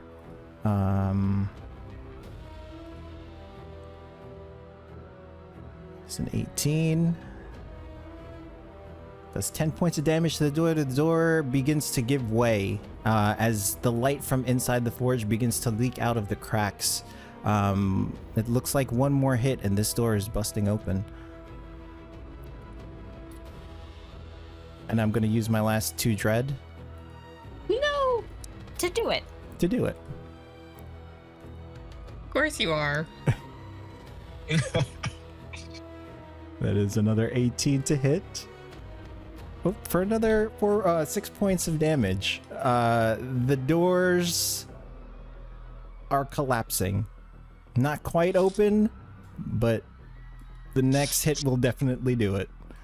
Helix, you're up. Helix takes note of the assistance, but stays focused on the task ahead. Charges towards his elephant. Hell yeah.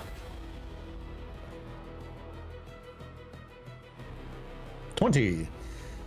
Yes, 20 definitely hits. For 16 points of piercing damage, and it gets pushed back 10 feet. Nice. Hell yes. You can see with that strike along with Allery's bow strikes, this thing is looking rough. And it is, as you guys watch as Helix small in comparison to this humongous construct, pushes it with his might as the elephant construct impacts the building behind him. More of the roof shingles begin to fall, and there is now a dent in whatever wall remains that this thing busted out of. Anything else from Helix? He just turns to Bodhi. You should probably take a few more steps back. I got it. Bodhi, you're up. I nod and I tap dance couple places away, 10 feet away, while I strum on my lute. I cast Distant Whispers on the elephant again. Hell yeah. So that's 13 wisdom. That is an 8 on the dice.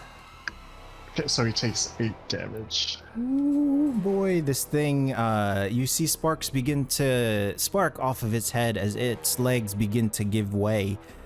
It's not quite done, but it's getting there. And then I'll just continue I'll use the rest of my movement for 6. Okay. Okay. Okay, I'm done. Lyra is up, and she is going to move towards this monodrone and strike it with her lash. That is a 21 to hit. 7 points of damage as she whips out with her energy lash. And that's all she needed. She pulls it and tosses it towards this tent, getting it away from you, Nia.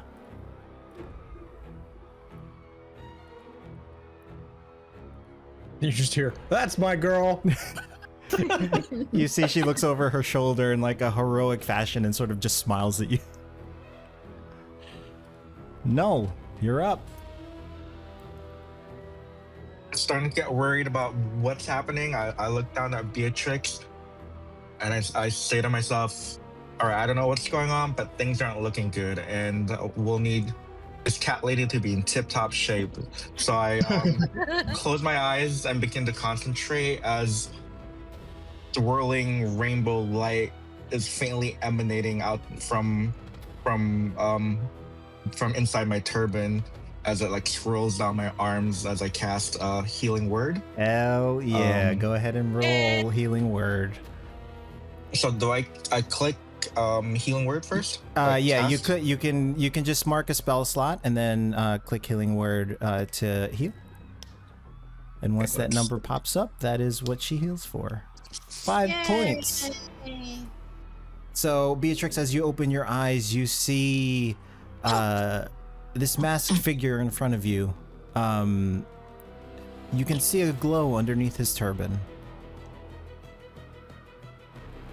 Thank you. And then I look at her and say, no problem, but let's focus at the task at hand. And then I will move back a few and hide behind Tajir now. Hi. And I say, good luck. And that's it. We need to save this. All these people are dying. We need to save this one particular cat lady. Hi. Hell yes. Beatrix, you're up. Yay! Okay. Let's hope I can freaking do something. The door is nearly down.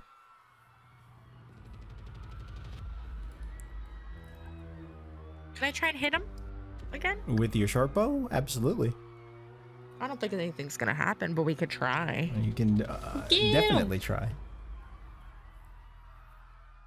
Ooh, natural fucking 20. Go ahead and roll perfect crit damage. So right click the damage and select perfect crit. Wait, what? Oh, We've done this. This is like how you do advantage and stuff, remember?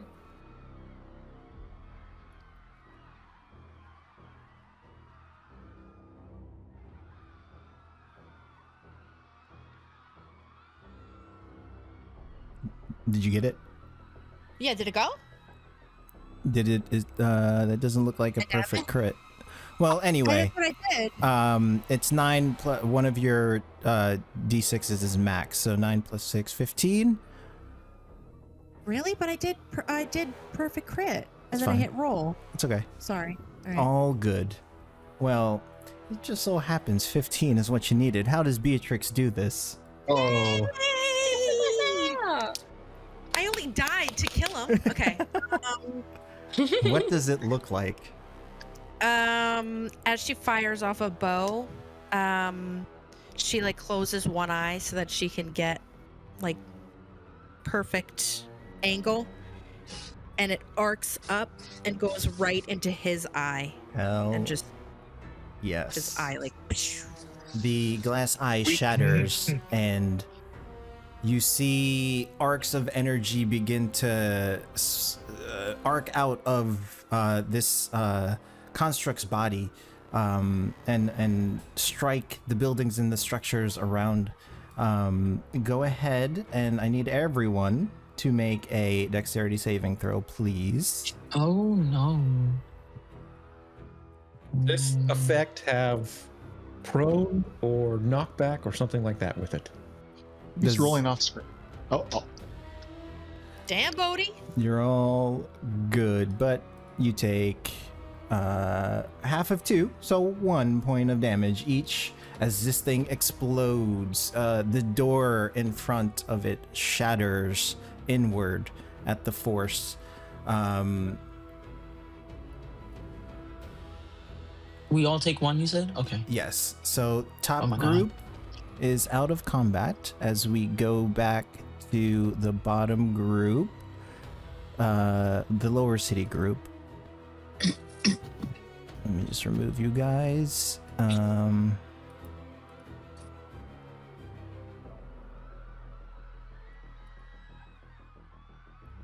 Oh boy, I think I lost my spot. You were on this guy about to go. Right. Purple All right. dude.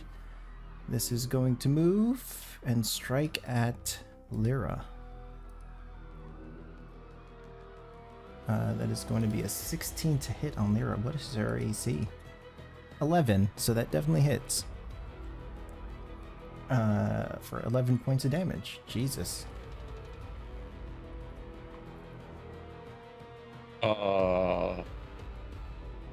Is she down? Nope, Okay. she is not. Wait, how much damage just happened? 11. She's seen some things, so she's not as squishy as one might think. Nia, you're up. Okay. I am going to cast Firebolt at the one that just hit Lyra. Firebolt with a T? Yes. Okay. I don't have that other one yet. Just gotta make sure. 18 to hit with Firebolt. That definitely hits. Go ahead and roll damage. 8 damage. 8 damage. You guys are rolling exactsies. How do you want to do this? It just burst into horrible flames. Monodrone falls into ashes. Anything else from Nia? Just be like, you okay, Lyra? Yes. Just a scratch.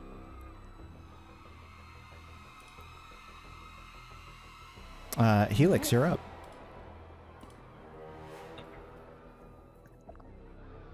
Hold on, let me do something real quick.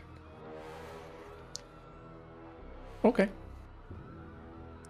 Is that- Helix is still fine. What is that for your Whether or device? not he was going to react to her getting hurt. Oh, okay. Noted. Noted. But he's fine. So he continues the onslaught. Go for it. Missing a 7 HP left. And a 21 does Well. hit. It's a good thing I'm a barbarian. I'm a bear. I'm a bear. I'm a bear. I'm a bear. 13. 15. How do you want to do this? So Helix walks up to this thing. He juts the pike into his throat. Then he leaps up, grabs one of the tusks, and drives its head through it. Tearing out whatever components are within. Hell fucking yes. So as you land this final hit on the elephant construct and it collapses in bits and pieces,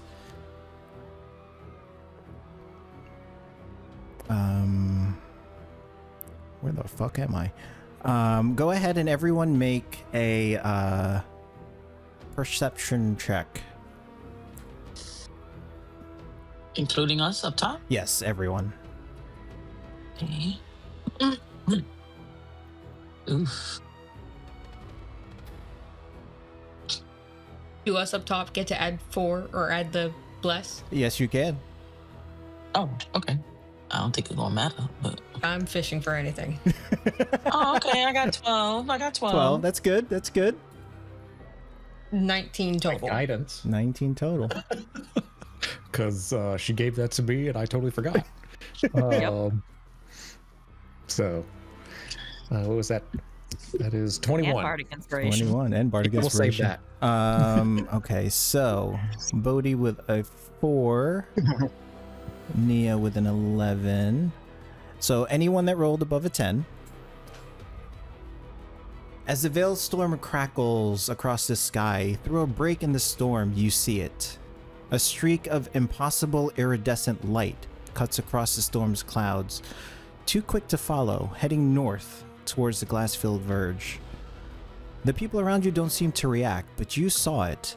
And at anyone that rolled above a 10, I would like you to describe a sensory anomaly you would experience, that you are experiencing in the moment. Make it up. At the sight of this iridescent light. Helix. I'm trying to think of what that means. A sensory anomaly. Does your vision go double? Do your ears begin ringing? Does the atmosphere around you feel different in some way? As the sky, he sees this iridescent light traveling through the sky. Yes. Through the break in the clouds, you see sort of an iridescent comet-like thing. And it seems to affect you in a way as you catch a glimpse of it. As it's traveling through the sky, he would witness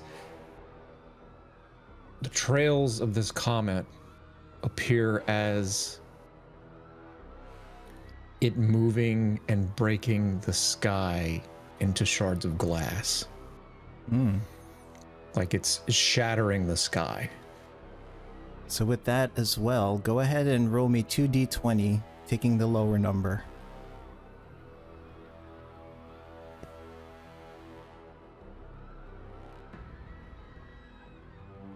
$11. 11. The device begins to spark on your collar as it begins to fall apart. And as the bells continue ringing, you hear them differently this time. Not the calm resonance that you heard with the device, but something more distorted. Go ahead and make a wisdom saving throw with disadvantage, if you would. Oh no.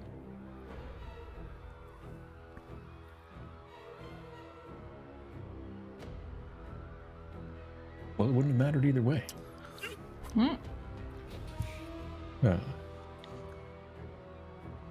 Your That's a thoughts begin to skip.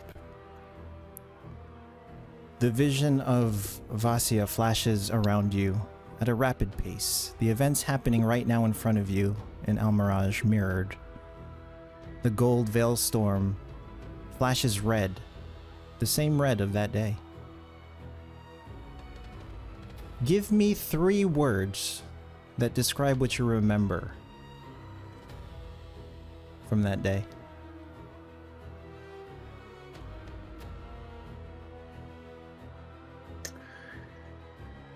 Three words.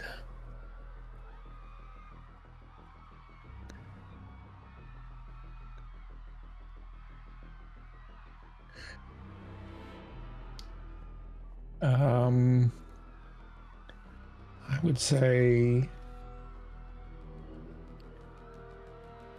One sec. As you're thinking of that, you get the sensation of someone tightening a grip on your arm, and you hear a voice echoing in your head. A voice that you remember from your past. Resonant, deep. It says, "It will hold if we hold."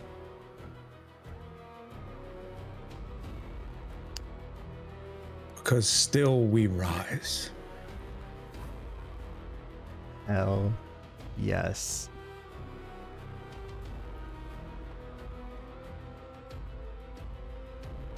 Navina, as you catch a glimpse of this object, this iridescent streak in the sky, describe to me a sensory anomaly that you would experience.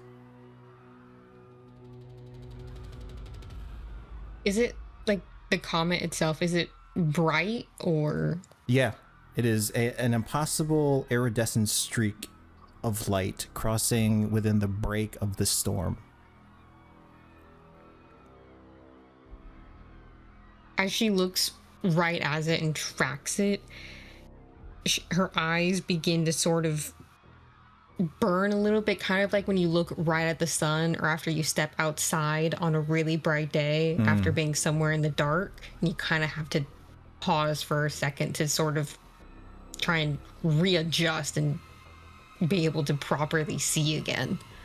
So sort of like a flashbang, except this one lasts A little longer. bit. How does Navina react as she loses her vision? She will just close her eyes and just forget about not being able to see and just allow herself to feel where she is and where things around her are. And she will just use her other senses to navigate around for the time being.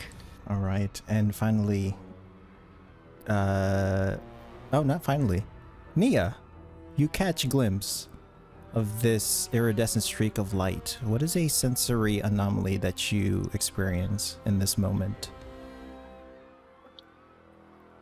For Nia, it's like the ground's dropped out from under her feet. Her sense of balance is completely gone for a moment, like she suddenly finds herself on a ship out on the ocean going over a huge swell and then dropping. Ooh. And she instinctively reaches out and grabs Lyra's arm to balance herself. Lyra sort of turns around abruptly and she looks concerned as you are suddenly losing your balance, and she sees what's happening to Helix. Helix, how is Helix reacting physically to what's going on with him? Helix stands rather stout, but the light on his, as he stares at this phenomenon in front of him, he seems resolute like he did with the elephant, but the light on the arm betrays him. Those bright oranges and yellows fade into a deep, depressive purple. And would Lyra be familiar with that? She knows exactly what that means because her grandmother made that for him. So not only is she showing concern towards you, Nia, she turns and looks towards Helix as you both catch a glimpse of this purple glow coming from his arm, and you can see Lyra beginning to panic. Well, it's rolled above a 10.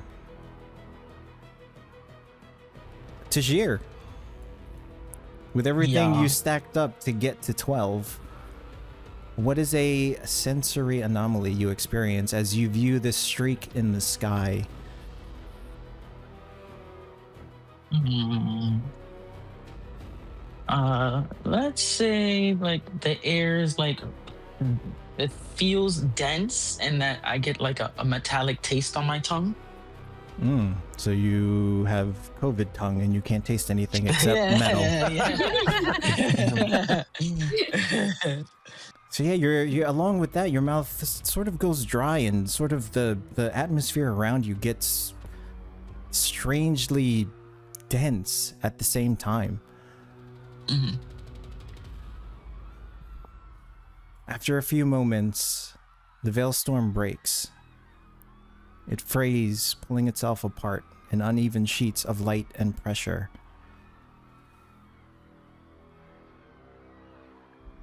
The wind howls sideways in almost a final breath. Sand and light tearing across the street in a blinding sheet. Arcane pressure hits like a wall. And for a heartbeat, you can see nothing at all. Helix, as you stand there resolute, Lyra looks to shout something you can't hear, voice muffled by whatever is left of this storm. Nia, both you and Nia can see that she looks down at her hands for a moment as the storm rages past, and then with desperate eyes, she looks up at you, Helix, and in a moment, she's gone from sight.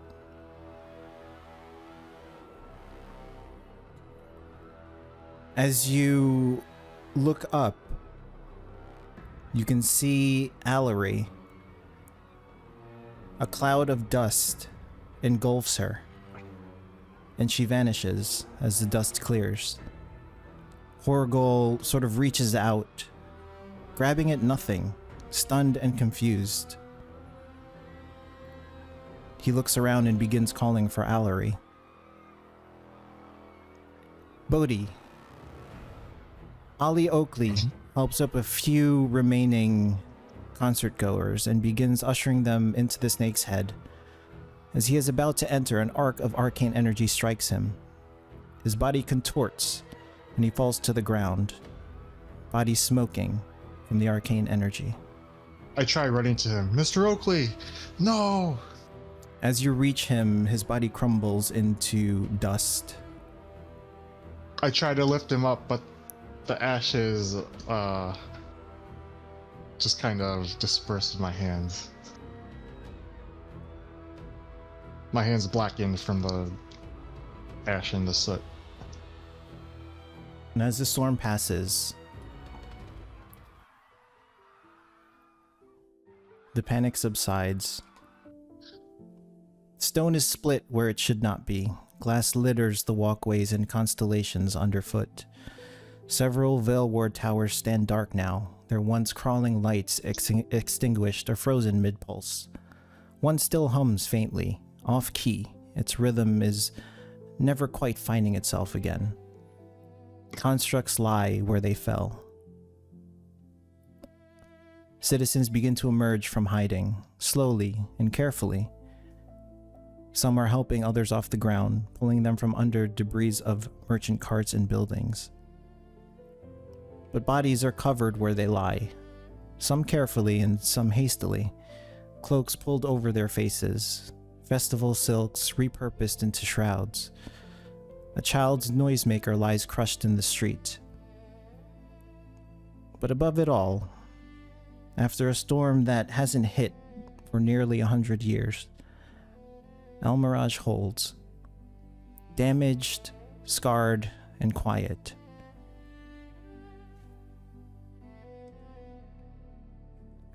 What do you all do?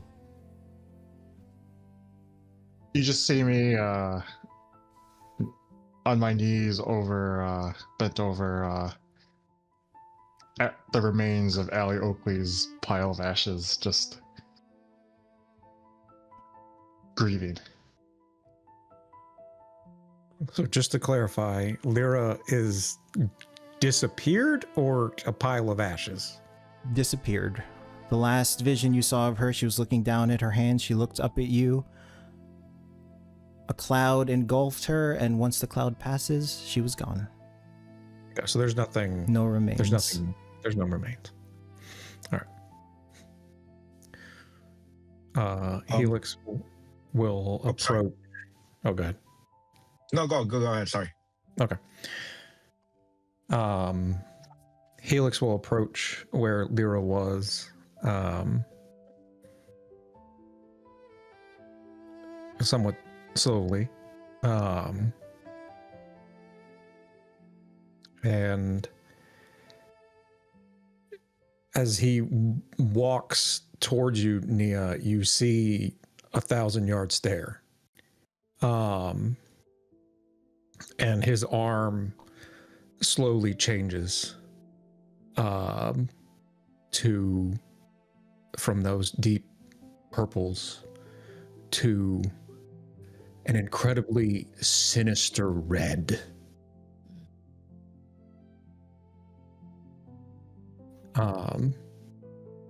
And he's just gonna approach where she was and stand there and stare. Helix?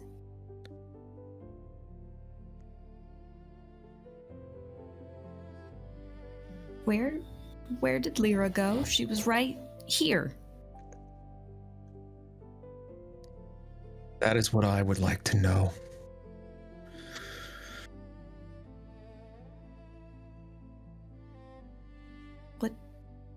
What was that?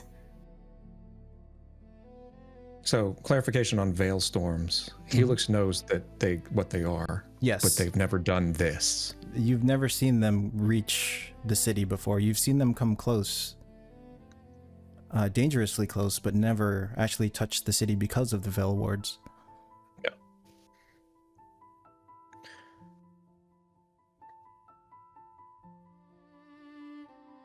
I don't know what just happened.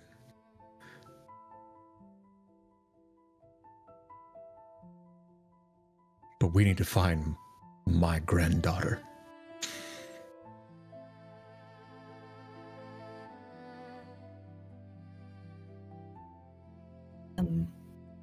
Yeah, that's the point of concern, but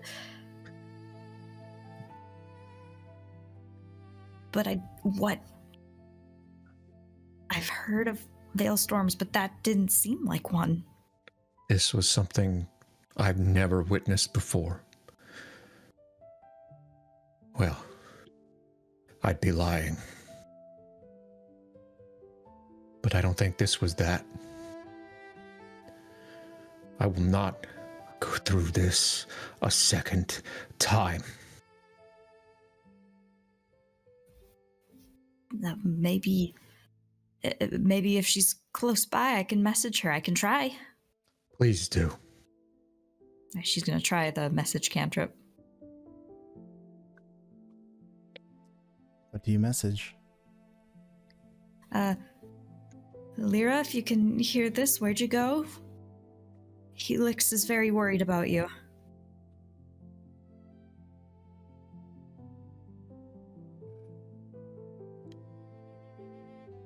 You get no response. But you know message well enough that when there is no response, there is no noise. But in this one, you hear static. You hear a voice crackling through. Words barely understandable. As a matter of fact, you only hear parts of syllables.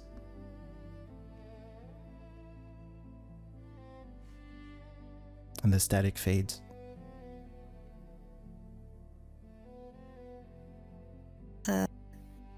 Helix, I don't know what to make of this. What just happened? It's like static. Like I could hear someone talking, but not what they were saying. And a bunch of static. That's not That's not how the spell works.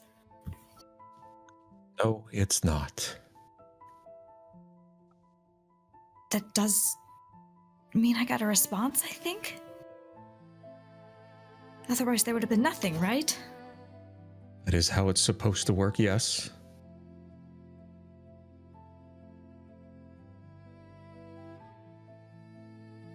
I'll take whatever good news I can get. As you guys are discussing this, you hear wailing from the rooftops as Horgol continues to scream for Allery.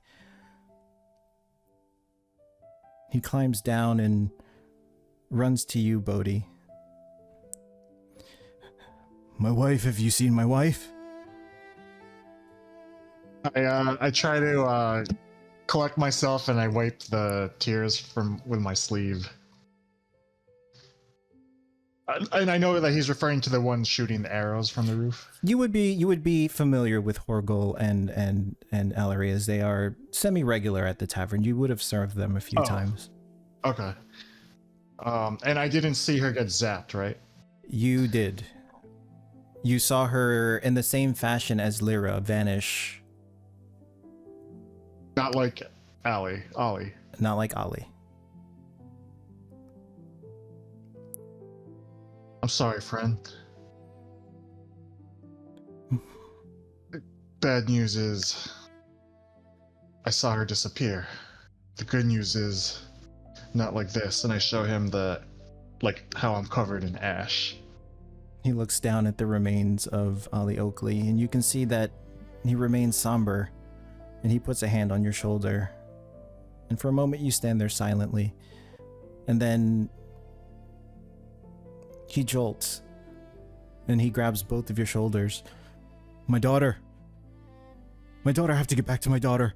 And he pushes you gently aside, and he begins running towards one of the veil lifts that lead up back into the upper city. Upper city crew. What are you guys doing? I'm trying to make my way into the forge. You climb over the remains of your once glorious construct, and you make your way through the splintered doors to find Bill on his knees. He looks up at you. He's gone. Robbie's gone. What do you mean, gone? I don't know. He just vanished. And you see Rumana is sort of fetal position in the corner. She's crying, panicking, and you can hear her just repeating Robbie's name over and over and over. What happened exactly? What happened exactly when he disappeared? I don't know. The doors broke down. The storm came in, and I was holding both of them, and then just one of them.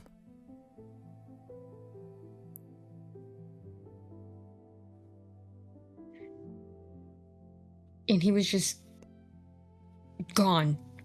Out of thin air, gone. Nothing left. I don't know what to tell you, Navina. I don't know. You can see that Bill is visibly shaken, more pale than usual. What is the rest of the group doing?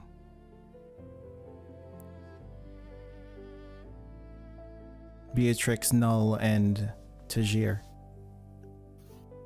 I think Beatrix is she's kind of just lingering. She had gone back over to Null to thank him profusely for saving her, but now she's just kind of not doing anything just because she can't believe that she was knocked out, you know? Mm-hmm. Like it happened so quickly. you So now would've- she's just kind of standing there. You would have seen Navina rushing towards the doors of her forge. What is Null and Tajir doing?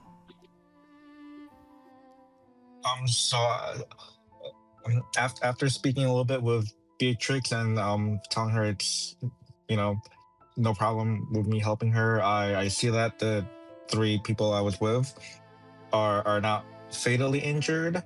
And then I remember that lady with the dates. I left to come help, and in a panic, I rush over and leave the group without saying anything to go check up on her to see if she's okay. You run up the stairs back to the balcony. You find the woman curled in the corner where you told her to stay. I run up to her and kneel down and ask, "Hey, how's everything? How are you doing? Are you okay? Are you hurt?" As the words leave your mouth, the form begins to crumble into dust.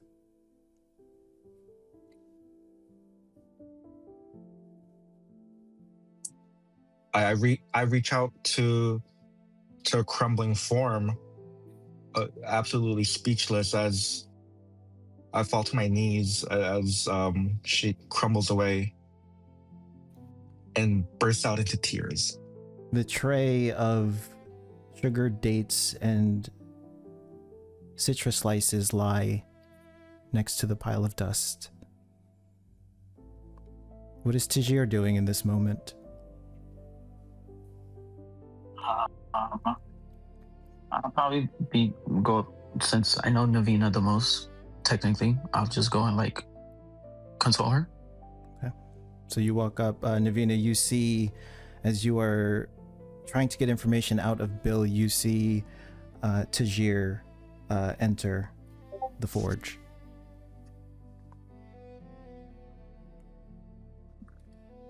Navina?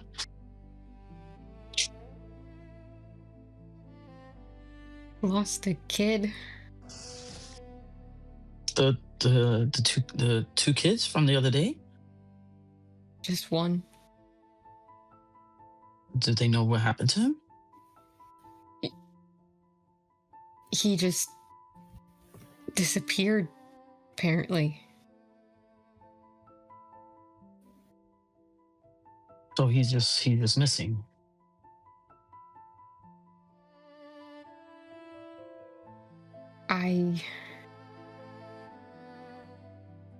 I don't know.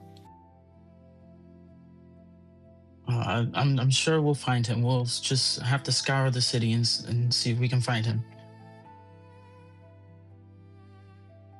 Yeah, we can do that. Does anyone know where he was last? Was he here? He was right here. Right here. Bill speaks up. I don't know what happened.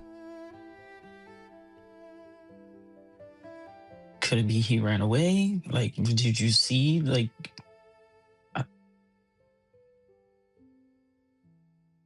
No, I was holding both of them.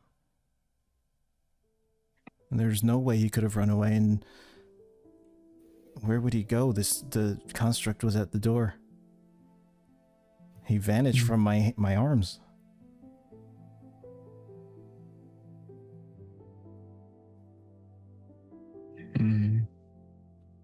Navina. Go ahead. Sorry.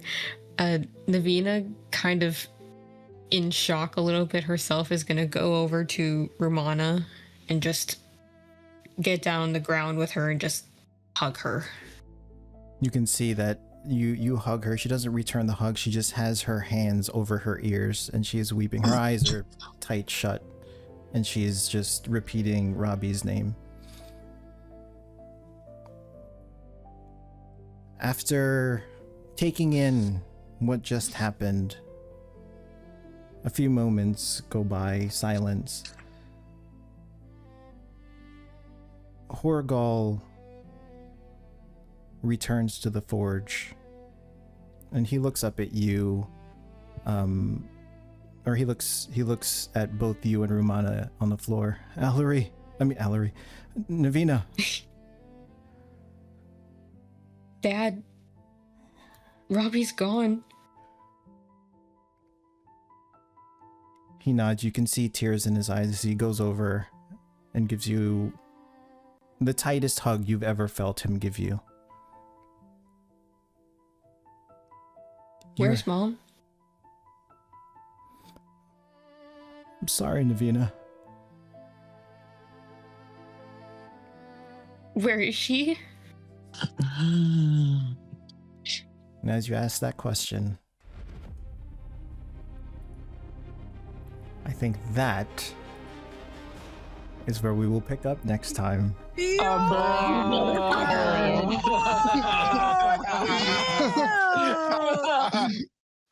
Yo! You asshole! Just